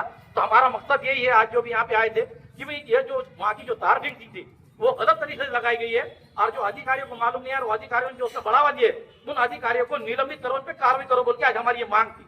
और वही मांग को लेकर आज हमने यहाँ धरना किया है। अगर जिला कलेक्टर साहब आज नहीं आए हुए हैं, उन्होंने पदभार संभाला हुआ है, हमारी उनसे ये गुजारिश है कि भाई उन्होंने पूरी फाइल को देखे और देखने के बाद और हमारे मैं खास तौर पर आज मैं माफी के साथ बोलूंगा कि जो नारायणपेट के पीआई कदम साहब है उन्होंने भी ये सोचना चाहिए कि इसके पहले जितने पहले चालक साहब बोल के थे पीआई, उनके पीरियड में यही नागोबा का पुजारी बोल के जो रहता था पहले जो नगर पालिका में था, ये सज्जुल आला और शमीम भाई के पास आया था कि हमको 6x6 का चबूतरा बना के दीजिए, हमारी वहाँ विटंबना हो रही। इस बात को लेकर खाली 6x6 का मंगा रहा, तू सर तू पोतरा होकर तार फेंसिंग कर रहा, कितनी कमाल की बात है ऐसी। अरे तू पोतरा है रे और तेरा दादा जो तो खाली 6x6 की जगह मांग रहा था, तो वो हम जो तो वहाँ पे इतनी हिफाजत से रख रहे और तू समझ नहीं सक रहा। आज अगर वही समझोगे जो भी हमारे पास की अरविंद देशमुख है, अरविंद काका देशमुख ने इसके पहले वहाँ पे जो ट्रक जो तो वहाँ पे ये लाके डाले थे पत्थरे, उनको जब पता चला कि भाई ये मामला गलत हो रहा वो लोग खामोश बैठ गए। तो ये मेरा बताना है, जो भी उचकार है जो भी आने वाले नगर पालिका में भी मैं बताता हूँ, उसमें सुनील भाव देशमुख को मैं 700 रुपए यहाँ से चेतावनी करता हूँ कि भाई आप जो हनुमान के पास से लेके तो आप जो प्रभाग क्रमांक 7 में चुन के आ रहे हैं मोइन मौली और गुलवीर खान साहब, इनके साथ जो चुन के आ रहे तुम भी वैसा भाईचारगी का और सेकुलर का मामला रखो। ऐसा नहीं कि भाई आए और आप जो तो आपके पास एक समाज आ रहा बोल के उसको मिले, आपको वोट से चुन के लाए हुए मुसलमानों ने। आप ये भी बात सुनो, मैं ये खुली बात बता रहा हूँ, मैं यहाँ से अरविंद काका देशमुख को भी और सुनील बाबा देशमुख को भी कि जो आप पीठ पीछे से काम कर रहे हैं ना, ये गलत कर रहे हैं। मेरा काम है आपको ये बात आज चेतावनी के साथ बता रहा हूँ कि अगर आने वाले दिनों में आपको अगर सही सेकुलर रहना है तो सेकुलर के साथ रहो और ईमानदारी से काम करो। यहाँ पे जो भी हमारे नौजवान आए हुए आज ये कम तादाद में नहीं है, ये पूरे गुलशन वाक्य कोई बाहर से बुलाया हुआ नहीं है और किसी को बोले हुआ नहीं है। सिर्फ ये उनको ये समझ में आया कि भाई इतना बड़ा माहौल और पुलिस प्रशासन वहाँ ऐसा कर दे रहा, कर्फ्यू का माहौल पूरी तरह से रस्सियां लगा दिया, ये कर दिया। अरे अवैध तरीके से क्या कर रहे हैं आप प्रशासन है, प्रशासन ने कैसा रहना चाहिए, दोनों को भाईचारगी से लाके बिठाना था, पीआई ने बिठाकर दोनों को बात करना था कि भाई तुम्हारे पास क्या है, तुम्हारे पास क्या, ठीक है, तीनों ऐसा करना चाह रहे। अरे वो तो चला गया बेचारा महानगर पालिका का 2 ही मिनट में ढुंगान पे लात मारे उसकी, चले गया क्या रहा भाई। ऐसा तुम ये देखो कि भाई इंसानियत पैदा होना चाहिए, ऐसा इंसानियत बढ़ना चाहिए, आप ना कि नफरत पैदा करो। आप अधिकारी है, आप 1, 2 से 7, 3 साल तक रह सकते, इसके ऊपर नहीं रह सकते आप। तो इसलिए मेरा बोलना है कि जो भी आप यहाँ पे कलेक्टर साहब आए, कलेक्टर साहब ने जो दोनों को बुलाई है और बुला के दोनों के कागजात क्या है देखिए। आज हम यहाँ पे 50 साल से रह रहे हैं, हमारे आजू बाजू के घर जो है एम.ए. शकील साहब का घर है, हमारे जफर भाई गुलशन जो पेंटिंग वाले हैं उनका घर है, हमारे शकील सौदागर का एजाज भाई का घर है, ये सब आजू बाजू घर है, खाजा भाई का घर है नगर सेवक। अभी तक हमने कुछ नहीं करे और तुम क्या कर रहे भैया, क्यों माहौल खराब करना चाह रहे? हमारी यही गुजारिश है, आज हमारे आए हुए पूरे गुलशनाबाद के नागरिकों की भी यह मांग है कलेक्टर साहब से कि आप जो तो इसमें जो दोषी है उन आरोप जो है वो अधिकारी उनको जो तो उन पर कार्रवाई करे और उनको ये चेतावनी दे कि दूसरे बार कोई काम करते हो दोनों को समाज को एक जगह बुलाए और इस मामले को जो तो सुलझाए और शांतता से भी माहौल सुलझ सकता है। लेकिन अगर से आपको ये मंशा है कि वे परभनी में हम जो तो माहौल खराब करेंगे तो इंशाल्लाह इसको हम एक बार भी नहीं होने देंगे, तुम्हारे मंसूबे हमेशा नाकाम रहेंगे। ये स्टेज से बोल रहा हूँ मैं। और ये जो मेरे को आज बोलने के लिए जो मेरे को यहाँ पर मंच पे जो बुलाया गया, मैं इसलिए मैं इस मंच का जो तो शुक्रिया अदा करता हूँ। मेरी बात यहीं खत्म करता हूँ। अल्लाह हाफिज, अस्सलाम वालेकुम। जिनको मुसलमानों से नफरत थी 2019 के बाद ऐसा क्या होगा 24 में जो कि हम जो है सो उनके पीछे लग रहे हैं, उनकी जो है सो जानते हैं कि हमारे हिंदू भाई उनके ओर सरक जाएंगे, हमें सिर्फ वो इस्तेमाल करने का काम कर रहे हैं। वक्त बहुत ज्यादा हो चुका है। मैं अभी आने वाले जो 2 लोग रह गए हैं सिर्फ 2 मिनट के लिए उन्होंने अपनी बात रखनी है। मैं फारूक ओबीसी से गुजारिश करता हूँ सिर्फ 2 मिनट में वो अपनी बात रखे। इम्तियाज खान साहब, मुदस्सिर असरार साहब, जाफर खान और उनकी तमाम टीम को जितने गए उनसे मुबारकबाद देता हूँ। जैसा कि अभी इम्तियाज साहब ने बताया कि जैसा गुलशनाबाद का मसला है वैसे शहर में चर्चा चालू है कि गुलशनाबाद का है। कल जुम्मा मस्जिद का होगा, परसों किरण कारवर से होगा, कल कई मस्जिद के पास होगा। तो यह ऐसा नहीं चलेगा मेरे भाई, सबको मुत्तहिद होकर यहाँ जितने स्तर रहेंगे उतना ही होगा। बाकी इम्तियाज साहब ने बॉलीवुड के 2 नाम भूल गए जिन्हें हमने शहर में भाग भाग को उनके, एक शक्ति कपूर और दूसरा हमारा गुलशन गौर। आज वो कहीं तुम्हारे साथ, हाँ, अब उन्होंने आज तुमको जैसा हमारे यूसुफ कलीम साहब गलत पहले है मेरे भाई कि मोगली के बारे में बात कही कि मुसलमान आमदार बिल्कुल बन सकता, मोगली जिंदगी में इंशाअल्लाह कभी आमदार तो क्या नगर सेवक भी नहीं बन सकता। मोगली जिन्हें ना कब्जा करा, मेरी पुलिस प्रशासन से इतनी दरखास्त है, अब जिला प्रशासन से जिन्हें कब्जा करा उस पर कार्रवाई होगा और जिन्हें उसको साथ दिया वो तबादला नहीं, उसको सस्पेंड होना। बस इतना बढ़ मैं अस्सलाम वालेकुम वरहमतुल्लाहि वबरकातुहू।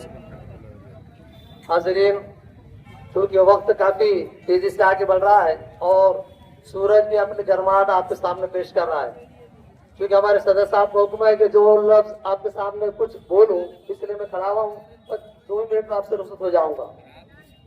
ये आज का जो सारा मामला आपके सामने तफसील के साथ पेश हो रहा है, ये गुलशनाबाद परभनी का ये समझ लें कि तारीखी ये मामला है और जो तारीख के तौर पर हमारे सामने पेश किया जा रहा है, क्योंकि हम गुलशनाबाद के रहवासी होने की वजह से हमको इस बात का पूरा एहसास है कि हमारा जो ये शहर है अमन का गहवारा है और अमन का गहवारा इसी तरह अगर अमन ये हमारे शहर में बरकरार रहेगा तो हम सबके लिए खुशी की बात होगी। क्योंकि ये मंदिर का मामला होने की वजह से हम मंदिर के कोई भी उसकी मुखालिफत नहीं करते, क्योंकि हमारे यहाँ पर बिरादर वतर भी है, भाईचारे वाला मामला भी है। लेकिन हमको ये देखना है कि जहाँ पर मंदिर बनाया जा रहा है उसके अतराफ और अकनाफ में तकरीबन 4 से 5 मसाजिद है और जब यहाँ पर मंदिर अगर बनता है तो वहाँ पर जाहिर सी बात है कि शोर शराब होगा, लहू लाभ होगी और न जाने दूसरी बात गांवों के तरफ वहाँ पर जो मुश्किलात का सामना होगा, इस वजह से शहर का जो अमन है हो सकता है कि वो खराब होने की तरफ हो जाए। और ये मामला अगर हमारे सामने आता है तो हमारा जो कुछ भी हमारे तमाम यहाँ पर भाई प्रशासन से यही निवेदन कर रहे हैं, गुजारिश कर रहे हैं कि जिस तरीके से है उसी तरीके से रखा जाए और जो अमन आपको जो बरकरार है उसी तरीके से रखा जाए, ताकि हमारे शहर को किसी की नजर न लगे। नजर लग जाएगी तो जाहिर सी बात है नजर बद की वजह होने की वजह से बड़े से बड़ा पत्थर ही फूट जाता है, तो दिल की कौन सी बात है। यही हमारी गुजारिश है। बहुत सारी बातें आपने सुनी, हम ये नहीं चाहते कि 2-2 मरतबा वही बात को दोहराया जाए। इसके बाद आगे कार्रवाई के लिए हमारे जो आज के जो निजामत करने वाले जाफर उससे गुजारिश करूंगा तो बोलिए। बिस्मिल्लाहिर्रहमानिर्रहीम। देखिए, बहुत तफसील से जनाब बेग साहब ने, इम्तियाज खान साहब ने और दीगर हमारे रुफका ने बात रखी बार बार बात रखना जरूरी भी नहीं है और हमें ज्यादा बात करने का शौक भी नहीं है। अलबत्ता एक बात याद रखें कि जमहूरियत में, डेमोक्रेसी में आपको अपना हक लेने के लिए बाशऊर होना जरूरी है और सामने रोड पे आना, आंदोलन करना भी जरूरी है। सिर्फ अदालती कार्रवाई ये काफी नहीं है। जब तक आप अपना हक लेने के लिए बाशऊर नहीं होंगे, आगे नहीं आएंगे, एहतजाज नहीं करेंगे तो काम नहीं बनेगा। इस वक्त मुल्क के हालात ऐसे हैं कि हर जगह हमको अपने हक के लिए आना चाहिए। और उसमें एक आखिरी बात कि जब भी हम एहतजाज करें तो हमारा एहतजाज, हमारा पूरा स्टेट पुरअमन रहे, इसकी कोशिश करें। अगर हम ये दो काम करते रहेंगे इंशाअल्लाह तो अपने सारे हक को हासिल कर सकते हैं इंशाअल्लाह, और सारे हुकूक इंशाअल्लाह मिल सकते हैं। मगर ताकत के साथ हमको अपना हक मांगना पड़ेगा। इम्तियाज खान साहब और उनके रफका बड़ी मेहनत से काम कर रहे हैं, हम उनके साथ हैं इंशाअल्लाह, और हम यकीन दिलाते हैं कि हम ही नहीं इंशाअल्लाह। आज आपने गुलशन बाग के लोगों को बुलाया, आइंदा इंशाअल्लाह आपके साथ पूरा शहर पर बनी रहेगा, आपके एहतजाज में, आपकी पुष्ट पर पुरअमन तरीके पर। जाते हैं बदनाम, हम आह भी करते हैं तो हो जाते हैं बदनाम, वो कत्ल भी करते हैं तो चर्चा नहीं होता। अभी ये जो बात है ना, ये शेर शायरी में और नहीं समझने वाली बात करना पड़ेगी, क्योंकि पुलिस प्रशासन, जिला प्रशासन सब अपने विरोध में है, बराबर है।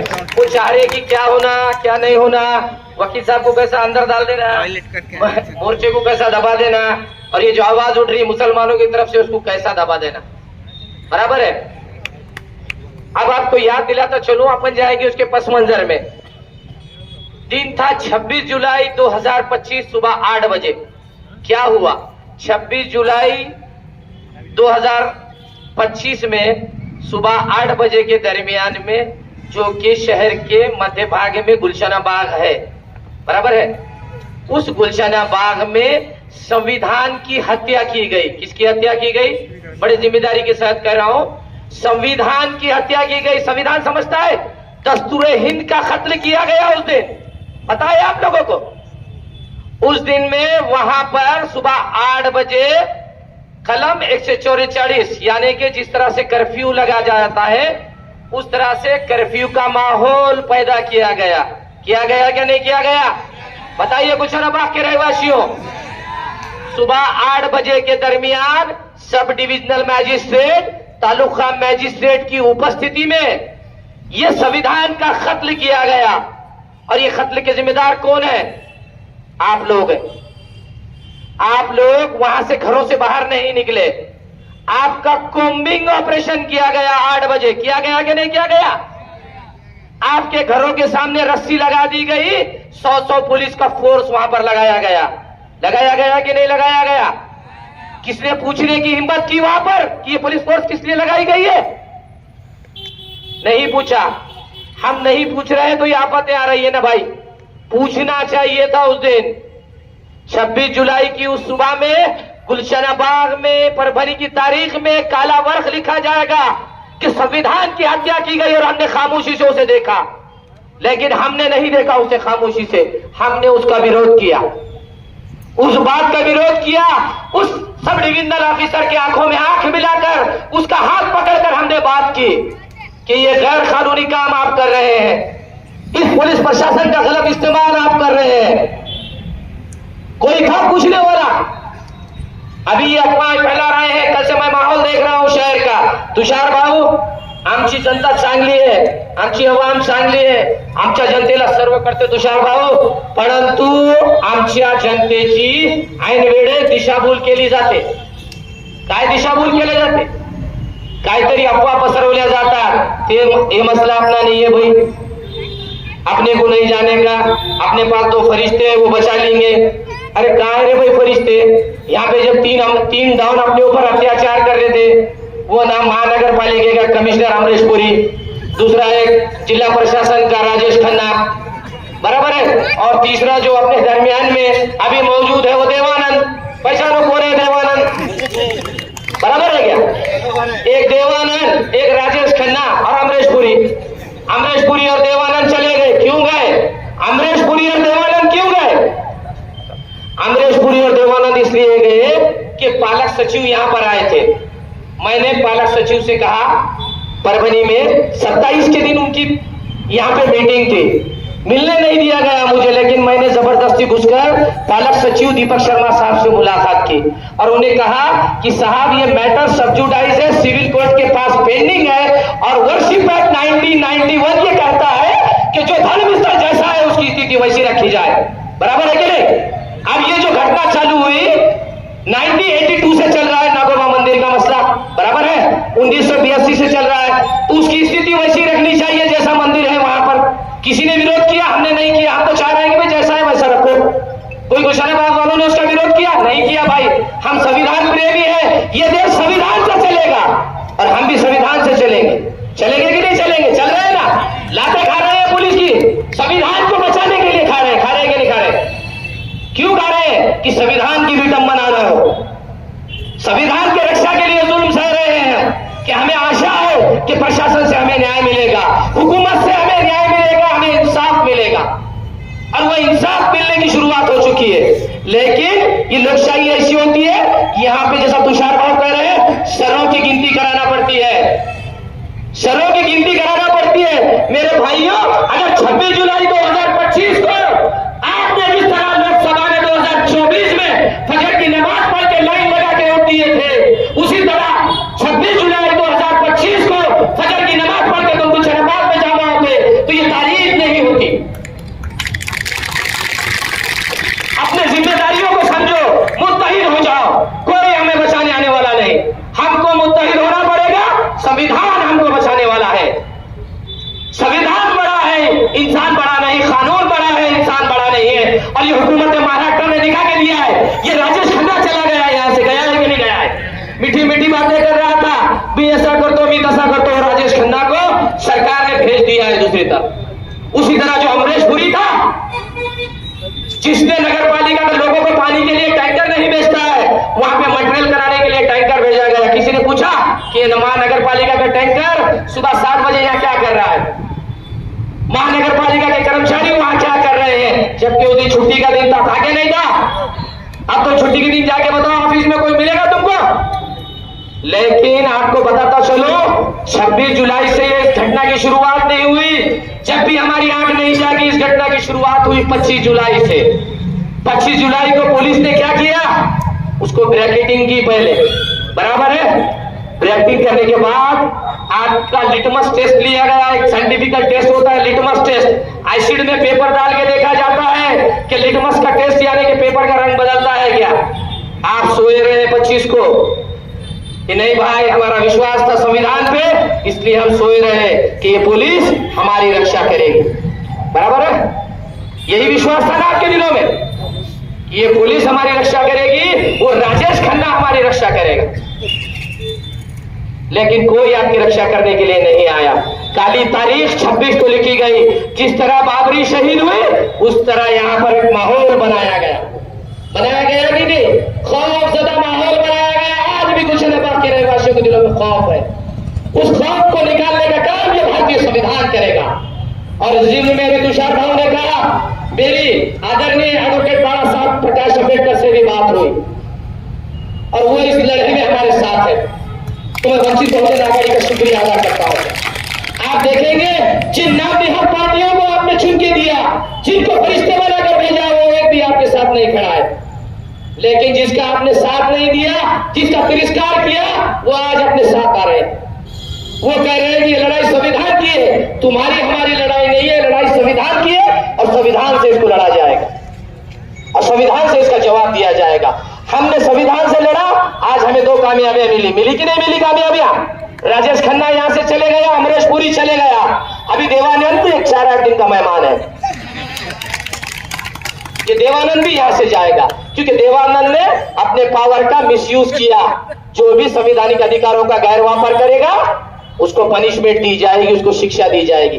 अगर से मैं भी कुछ गलत करता हूं, कानून मेरे लिए भी है, मेरे साथ भी गलत किया जाए। अगर से मैं कुछ गलत करता हूं तो मुझे भी शिक्षा दी जाएगी, सजा दी जाएगी कि नहीं दी जाएगी? संविधान पे विश्वास है आप सबका, इसीलिए आप संविधान प्रेमी होने की वजह से यह जमा हुए हैं।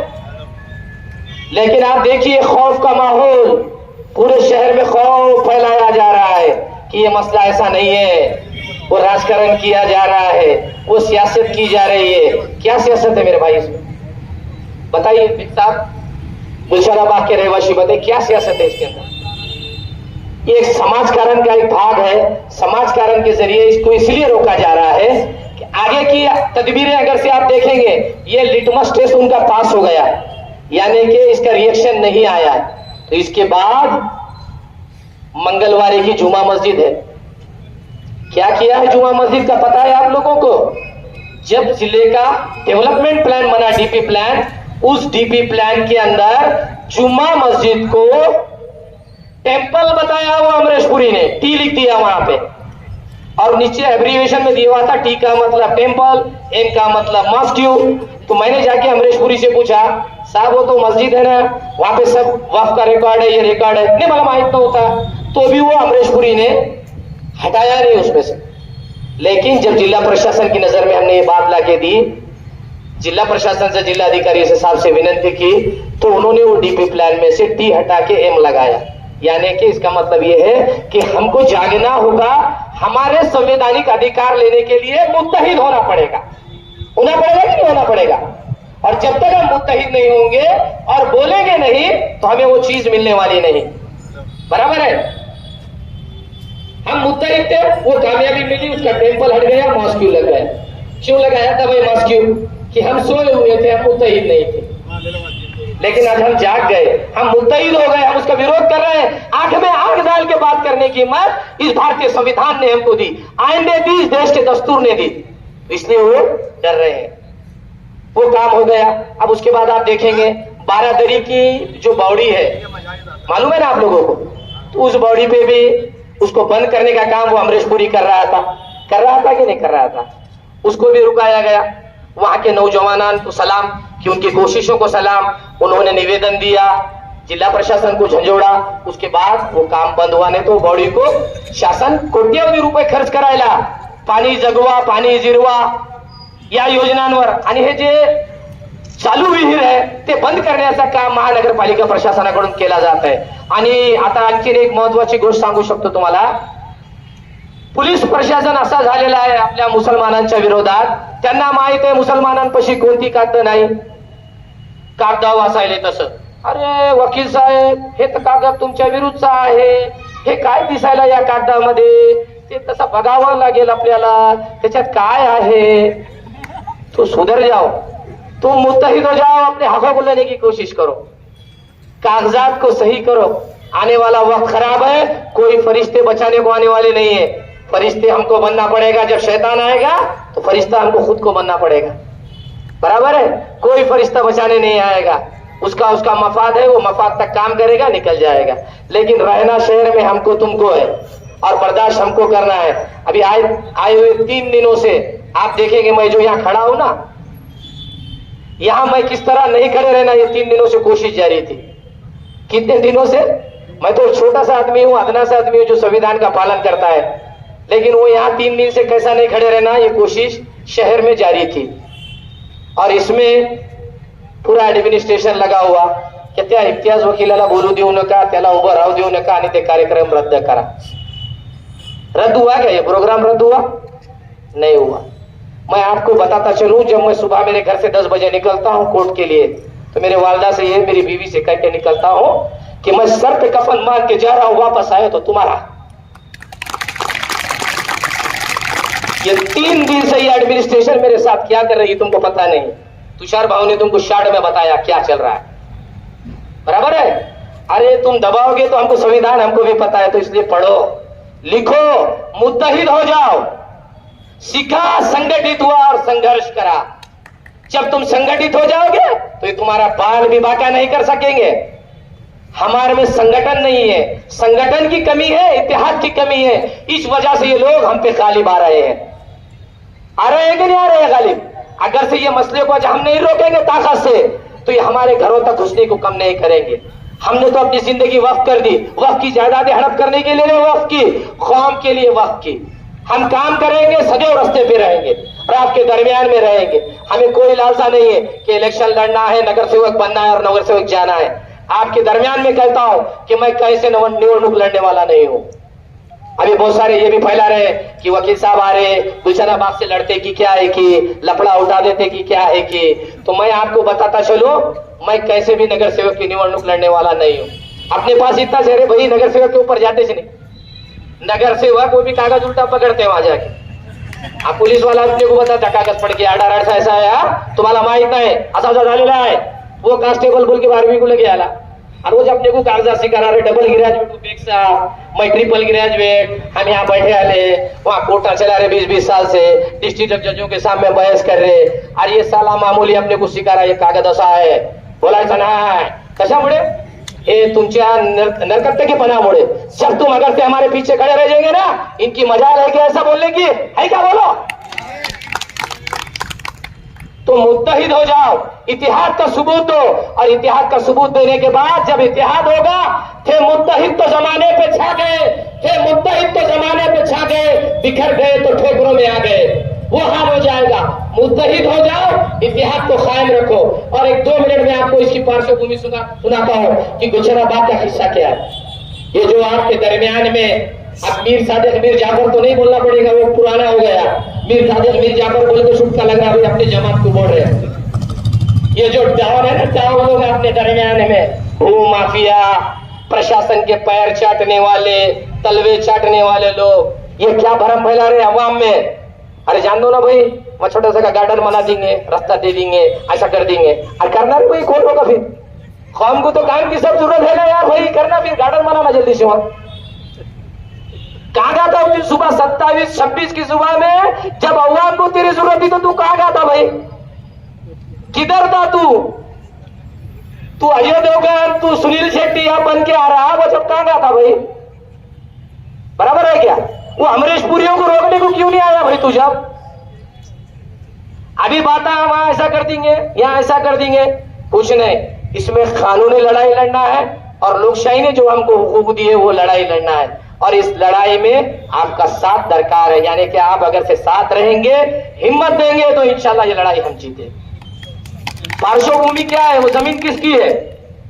अभी आपको बताता चलो, वो जमीन का मूल मालक है मोहम्मद खान नबी खान पठान।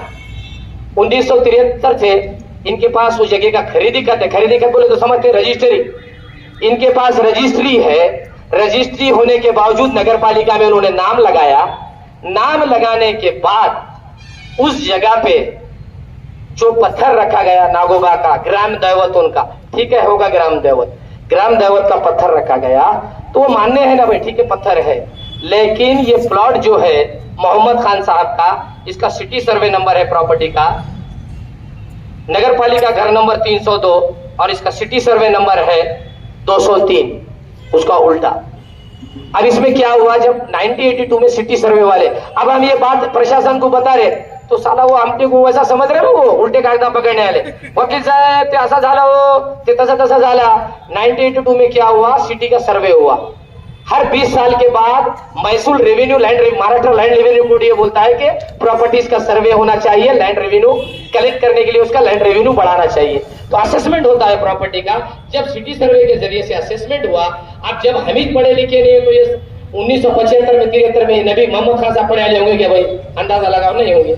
तो मोहम्मद खान साहब बाजार में चारा लाने को, कुछ तो भी लाने को चले गए, वो सिटी सर्वे वाला आएगा। अब सिटी सर्वे वाला आया तो एक हजरत ने, बाजू वाले ने बोले कि भाई ये जगह मोगली है। क्या बोले उन्होंने? ये जगह ऐसी मोगली है साहब, कोने में छोटा सा घर। तो सिटी सर्वे वाले ने लिख दिया ये मोगली जगह है, मोगली जगह है, सिटी सर्वे ने लिख दिया। अब मोगली जगह में कोने में मोहम्मद अली खान साहब का इधर छोटा घर, उधर से कोने में नागोबा ग्राम दैवत, बराबर है। अब वो हो जाने के बाद सिटी सर्वे में लिख दिया। अब मोहम्मद अली खान साहब की नींद जागी नहीं, उन्होंने जाके सिटी सर्वे में देखे नहीं क्या लफड़ा हुआ क्या नहीं। अब ये जो रोज उन्होंने रेगुलरली पंक्चुअली जो अर्चना पूजा करते, उन्होंने देखे भाई ऐसा ऐसा होगा सिटी सर्वे में। उन्होंने पकड़ के निकाली की कब्जेदार नागोबा मंदिरचे अर्चक बोले तो पुजारी को बोलते। पुजारी कौन है भाई? उसके भानुदास कडनोर। उन्होंने नाम लगा दिए कि मी सिटी सर्वे वाला ऑफिसर क्या बोलता हूँ, कोड बन जाता, सिविल कोड 5 मिनट के असते की मी नागोबा देवस्थान यांना सदरील मिळकतीचा मालक घोषित करत आहे।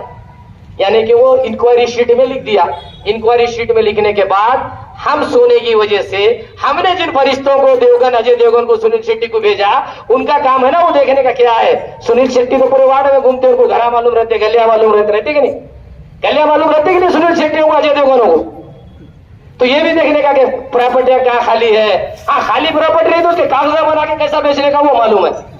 अब उसमें कब्जा आ गया, वो जाके देखे नहीं देखे तो उसमें प्रॉब्लम क्या हो गया, उन्होंने देवस्थान का नाम लगा लिया, वो पीआर कार्ड चैरिटी कमिश्नर में दे दिया। चैरिटी कमिश्नर ने इंक्वायरी नहीं की, चैरिटी कमिश्नर में एड्रेस बताए वांगी रोड परभनी। किस्सा पूरा सुन लो कि किस तरह से कागजों में गड़बड़ की जाती है और अपने को डराया जाता है, खौफ दिखाया जाता है। कागजों में लिख दिए नागोबा देवस्थान वांगी रोड परभनी। दरमाजा आयुक्त कार्यालय में बता दिए साहब ये हमारा पीआर कार्ड, ये हमारी प्रॉपर्टी। दरमाजा आयुक्त कार्यालय में वो मिलकत लग गई नागोबा देवस्थान के नाम। कोई ने ऑब्जेक्शन लिया? कैसा लेगा भाई, अपने गुलशना बाग में हो रहा क्या ये नहीं मालूम तो वांगी रोड का कौन देखेगा, है क्या नहीं। तो ये ऐसा हुआ, कोई ने देखा नहीं, वहां पे चैरिटी कमिश्नर में प्रॉपर्टी लग गई।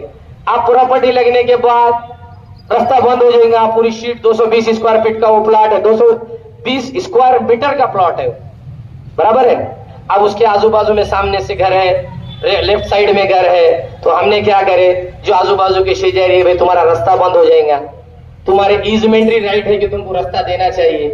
तो उनका रास्ते का एक केस हमने कोर्ट में बना के कोर्ट में डालने के बाद अभी वो दावा चल रहा है जिसका RCS नंबर है 99/2023। ये दावा चल रहा है, शेख हबीब साहब के नाम से हमने दाखिल किया। अभी 13/9 उसमें तारीख दी। ये दावा न्याय प्रविष्ट है, बराबर है।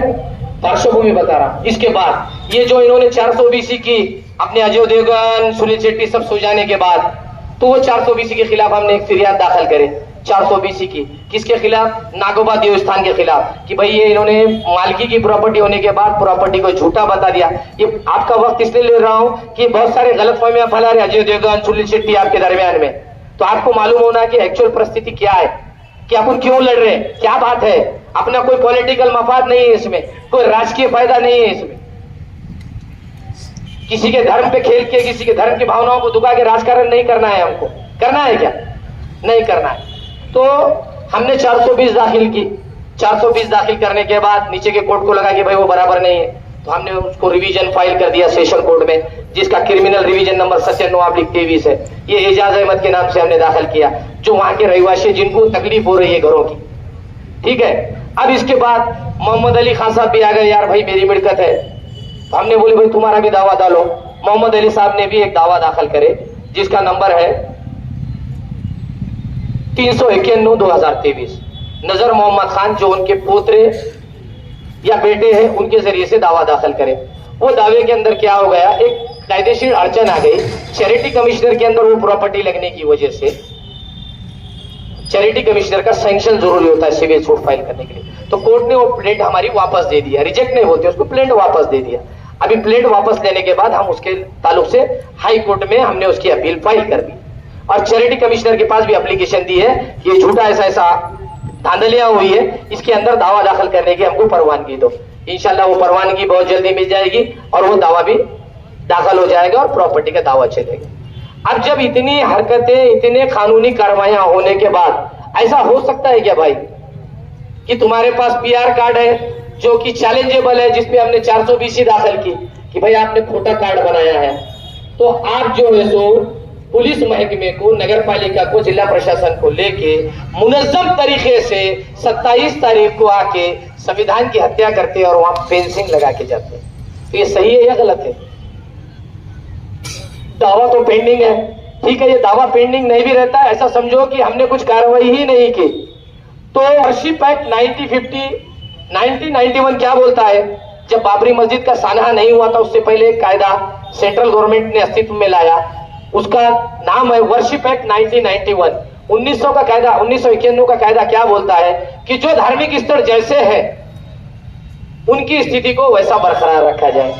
बरकरार है कि नहीं भाई? नागोबा देवस्थान की जो अस्तित्व है जैसा का वैसा है कि नहीं? प्लॉट का अस्तित्व जैसा क्या है वैसा है कि नहीं? लेकिन आज प्रशासन ने आपकी चुप्पी की वजह से उसको चेंज किया कि नहीं? क्या चेंज कर दिया ना? चेंज इसलिए चेंज किया कि हम खामोश थे, हमारे में इतिहाद नहीं था। तो मेरा यही गुजारिश है, ये प्रकरण की एकदम पार्श्वभूमि है। अभी हाईकोर्ट से अपील इंशाल्लाह हम कोशिश करेंगे कि वो दावा यहाँ चलाने की परमिशन दी जाए, तो नजर मोहम्मद खान साहब को प्रॉपर्टी मिलेंगी। और बाजू के अतराफ में जो शेजारी है शकील भाई, हबीब भाई, इनको अभी आप देखेंगे फेंसिंग करने के बाद एक 5 फीट की गली छोड़े खाली उन्होंने, मैयत भी नहीं निकलती उसमें से, निकलती है, निकलेगी मैयत वहां से, किसी का इंतकाल हो जाए तो हम ये कोशिश कर रहे हैं ईजमेंट्री राइट के जरिए कि हमारा ईजमेंट्री राइट ऐसा वो जगह को ऑफर करने का, और हमको आने जाने के लिए पर्यायी रास्ता नहीं है, हमको वो रास्ता दो। तो अब ये सुनील शेट्टी, अजय देवगन क्या फैला रहे, अरे अरे अरे अरे ये तो लफड़ाच कर रहे वकील साहब, क्या तो भी लफड़ाच कर दे रहे, अरे क्या कर रहे भाई, कानूनी हक मांग रहे, जो बोल रहे हैं इसके दावे के कापियां देता हूं, अगर से किसको शक आ रहा तो लेके जाओ, पढ़ो भाई, दावे के कापियां पढ़ो। नहीं तो ई कोर्ट्स बोल के एक सॉफ्टवेयर है, ई कोर्ट्स डाउनलोड करने का, और ये मैंने जो नंबर डाला नंबर डालने का और देखने का ई कोर्ट्स पे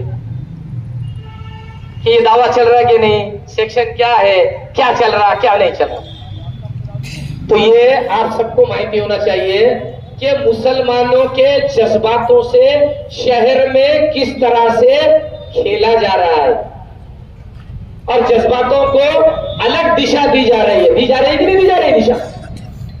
अब तुषार भाऊ ने खेद व्यक्त किया की भाई कमी प्रमाणात आलेले साहेब, हे जे आलेले लोक आहे ना, हे लोक आमच्या समाजाचे क्रीम सज्ञान लोक आहे, आणि यांना सगळा माहित है कि कसं काय करायचं आणि कसा विरोध करायचा, और संविधान की लड़ाई हमको लड़ना है, आपके साथ की जरूरत है, और इसी तरह आप हमारी हिम्मत अफजाई करते रहेंगे तो इंशाअल्लाह संविधान से हम इस लड़ाई को जीतेंगे। वो चाह रहे हैं कि हमारे हाथ से कुछ गलत हो, लेकिन हम संविधान प्रेमी हैं, हम कुछ गलत नहीं करेंगे, हमारे को भी कोडवर्ड आते हैं, हम भी अमरीश पुरी बनाएंगे, हम भी देवानंद बनाएंगे, हम भी राजेश खन्ना को जिंदा करेंगे, बराबर है, बाबू मोशाय को जिंदा करेंगे, करेंगे कि नहीं करेंगे। हमारे पास भी राजेश खन्ना है, देवानंद है, और हमारे पास सुनील शेट्टी और अजय देवगन भी है, लेकिन सुनील शेट्टी और अजय देवगन आ नहीं रहे अपने कामों में। आपने उनको इसलिए चुन के दिया कि अपनी फिल्म हिट होगी परभनी शहर में, परभनी का विकास होगा, लेकिन फिल्म तो हिट नहीं हुई, फिल्म तो गड्ढे में चली गई, फ्लॉप कर रहे अपनी फिल्म को, कर रहे कि नहीं कर रहे फिल्म फ्लॉप। तो ये फिल्म फ्लॉप नहीं होना, इसलिए हम ये लड़ाई लड़ रहे हैं, इस लड़ाई में आपके साथ की जरूरत है, इसमें हमारा कोई स्वार्थ नहीं है।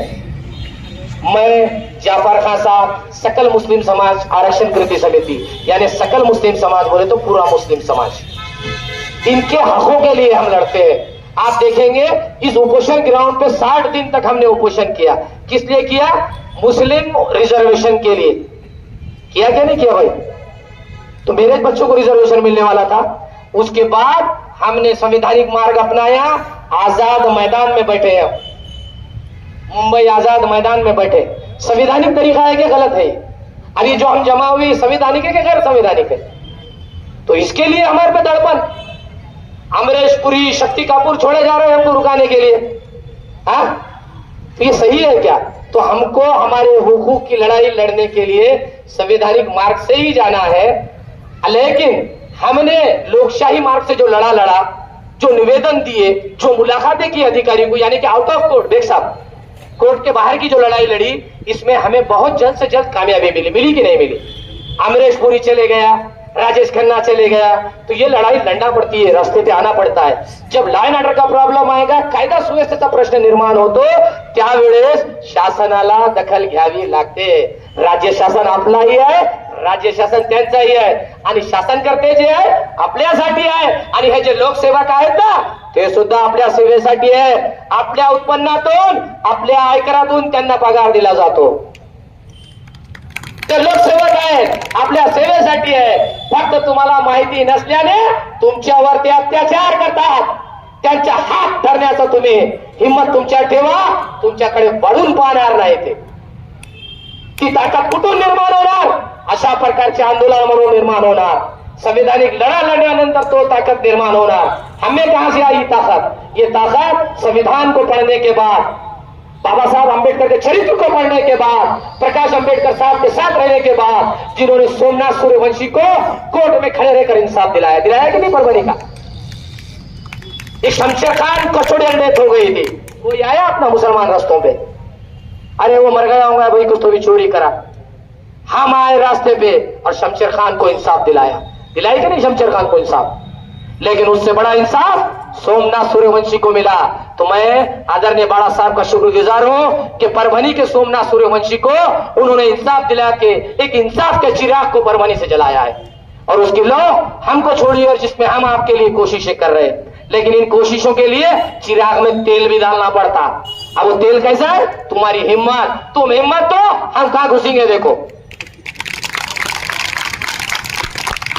तुम्हारी हिम्मत हमारा काम, और काम भी ऐसा निस्वार्थ काम, कोई स्वार्थ नहीं।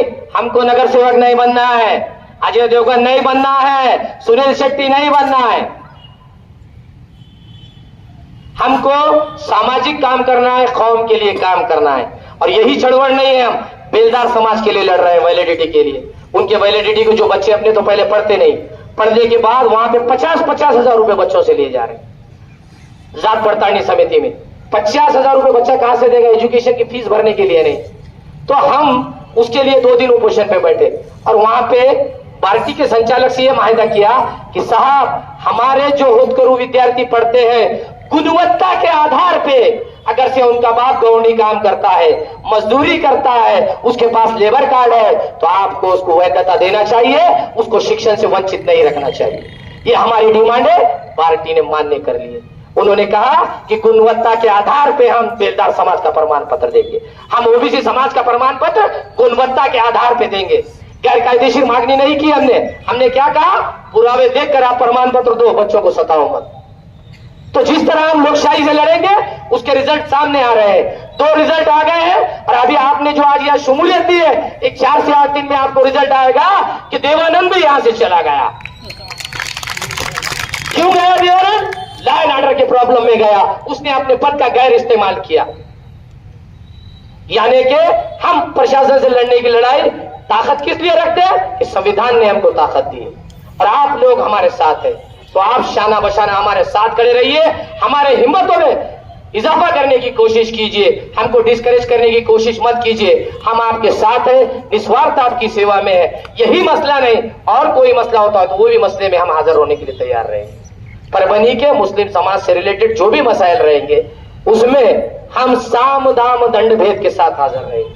अब इसको स्पष्ट करके बताए तो पुलिस प्रशासन बैठे वाला है, साम दाम दंड भेद किसको बोलते हैं? वो नहीं बोलने का। साम दाम दंड भेद के साथ हम आपके साथ शाना बशाना खड़े हैं, और हम इस देश के संविधान को मानने वाले लोग हैं। अमन अमान की जिम्मेदारी हमने ली है शहर की, और अमन अमान शहर में कायम रखने की जिम्मेदारी हमारी है, और बिल्कुल उस अमन अमान को हम बरकरार रखेंगे। कायदे पे, संविधान पे हमारा विश्वास है, और ये विश्वास आज आप लोगों ने हाजिर होकर दिखा दिया कि हमारा विश्वास संविधान पे है। और मैं आप तमाम लोगों का 1 मिनट लूंगा, आप सब उठ के सावधान में खड़े रह जाए, राष्ट्रगीत पढ़ना है। हम बताएंगे कि हम भी इस संविधान को मानते हैं।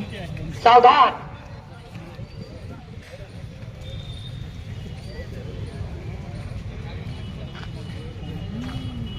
सब साइलेंट, मोबाइल आपने साइलेंट करो, अवमानना नहीं होनी चाहिए।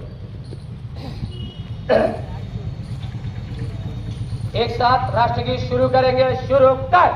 जन गण मन अधिनायक जय भारत भाग्य विधाता, पंजाब सिंध गुजरात मराठा द्राविड़ उच्चल बंगा, विंध्य हिमाचल यमुना गंगा, उच्चल जल तरंगा।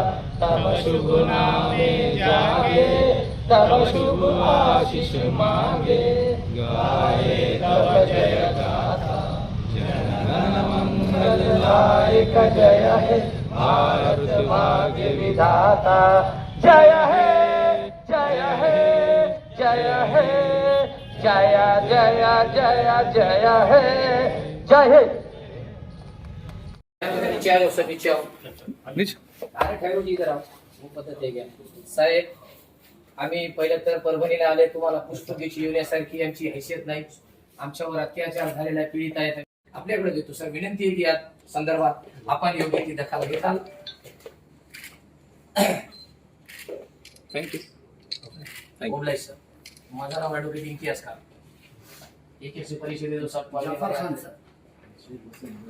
आज दिनांक 22 ऑगस्ट 2025 रोजी नूतन जिल्हाधिकारी यांचं अभिनंदन. अन्यायग्रस्त पीडाग्रस्त जे गुलशनाबादचे नागरिक आणि समस्त मुस्लिम समुदाय ज्यांच्यावर दिनांक 26/7/2025 रोजी अन्याय अत्याचार करण्यात आला, संविधानाची हत्या करण्यात आली, त्या संदर्भात आम्ही आमची पीडा घेऊन जिल्हाधिकारी साहेबांकडे आलो होतो. त्यांना विनंती केली, सगळी पार्श्वभूमी प्रकरणाची समजून सांगितली आणि त्यांचं स्वागत आम्ही आमच्या निवेदनानं परभणी शहरामध्ये केलेलं आहे. आज स्वागताची प्रथा कशी आहे आपल्या समाजामध्ये की एखादा पुष्पगुच्छ देऊन, हार देऊन असा त्यांचा सत्कार समारंभ केला जातो, परंतु आम्ही आमच्या निवेदनाच्या मार्फतनं की जो लोकशाहीने प्रस्थापित केलेला आहे त्याप्रमाणे आम्ही आमचं निवेदन देऊन त्यांचं स्वागत केलं आणि जिल्हाधिकारी साहेबांनी याला चांगला प्रतिसाद दिला. त्यांनी सगळं ऐकून घेतलं आणि सांगितलं की ज्या दोषींनी या गैरकायदेशीर अतिक्रमणाला मदत केली आहे त्यांच्याविरुद्ध ते लवकरच कारवाई करणार आहे आणि सदरील प्रकरणामध्ये शासनाला कळवतो असं सुद्धा त्यांनी आश्वासन दिलेलं आहे. आणि आम्हाला जिल्हा प्रशासनाकडून आशा आहे आणि संविधानावर आमचा विश्वास आहे की या संदर्भात आम्हाला न्याय मिळेल. एवढं सांगून आपल्या माध्यमाने माझे 2 शब्द संपवतो. जय हिंद, जय महाराष्ट्र.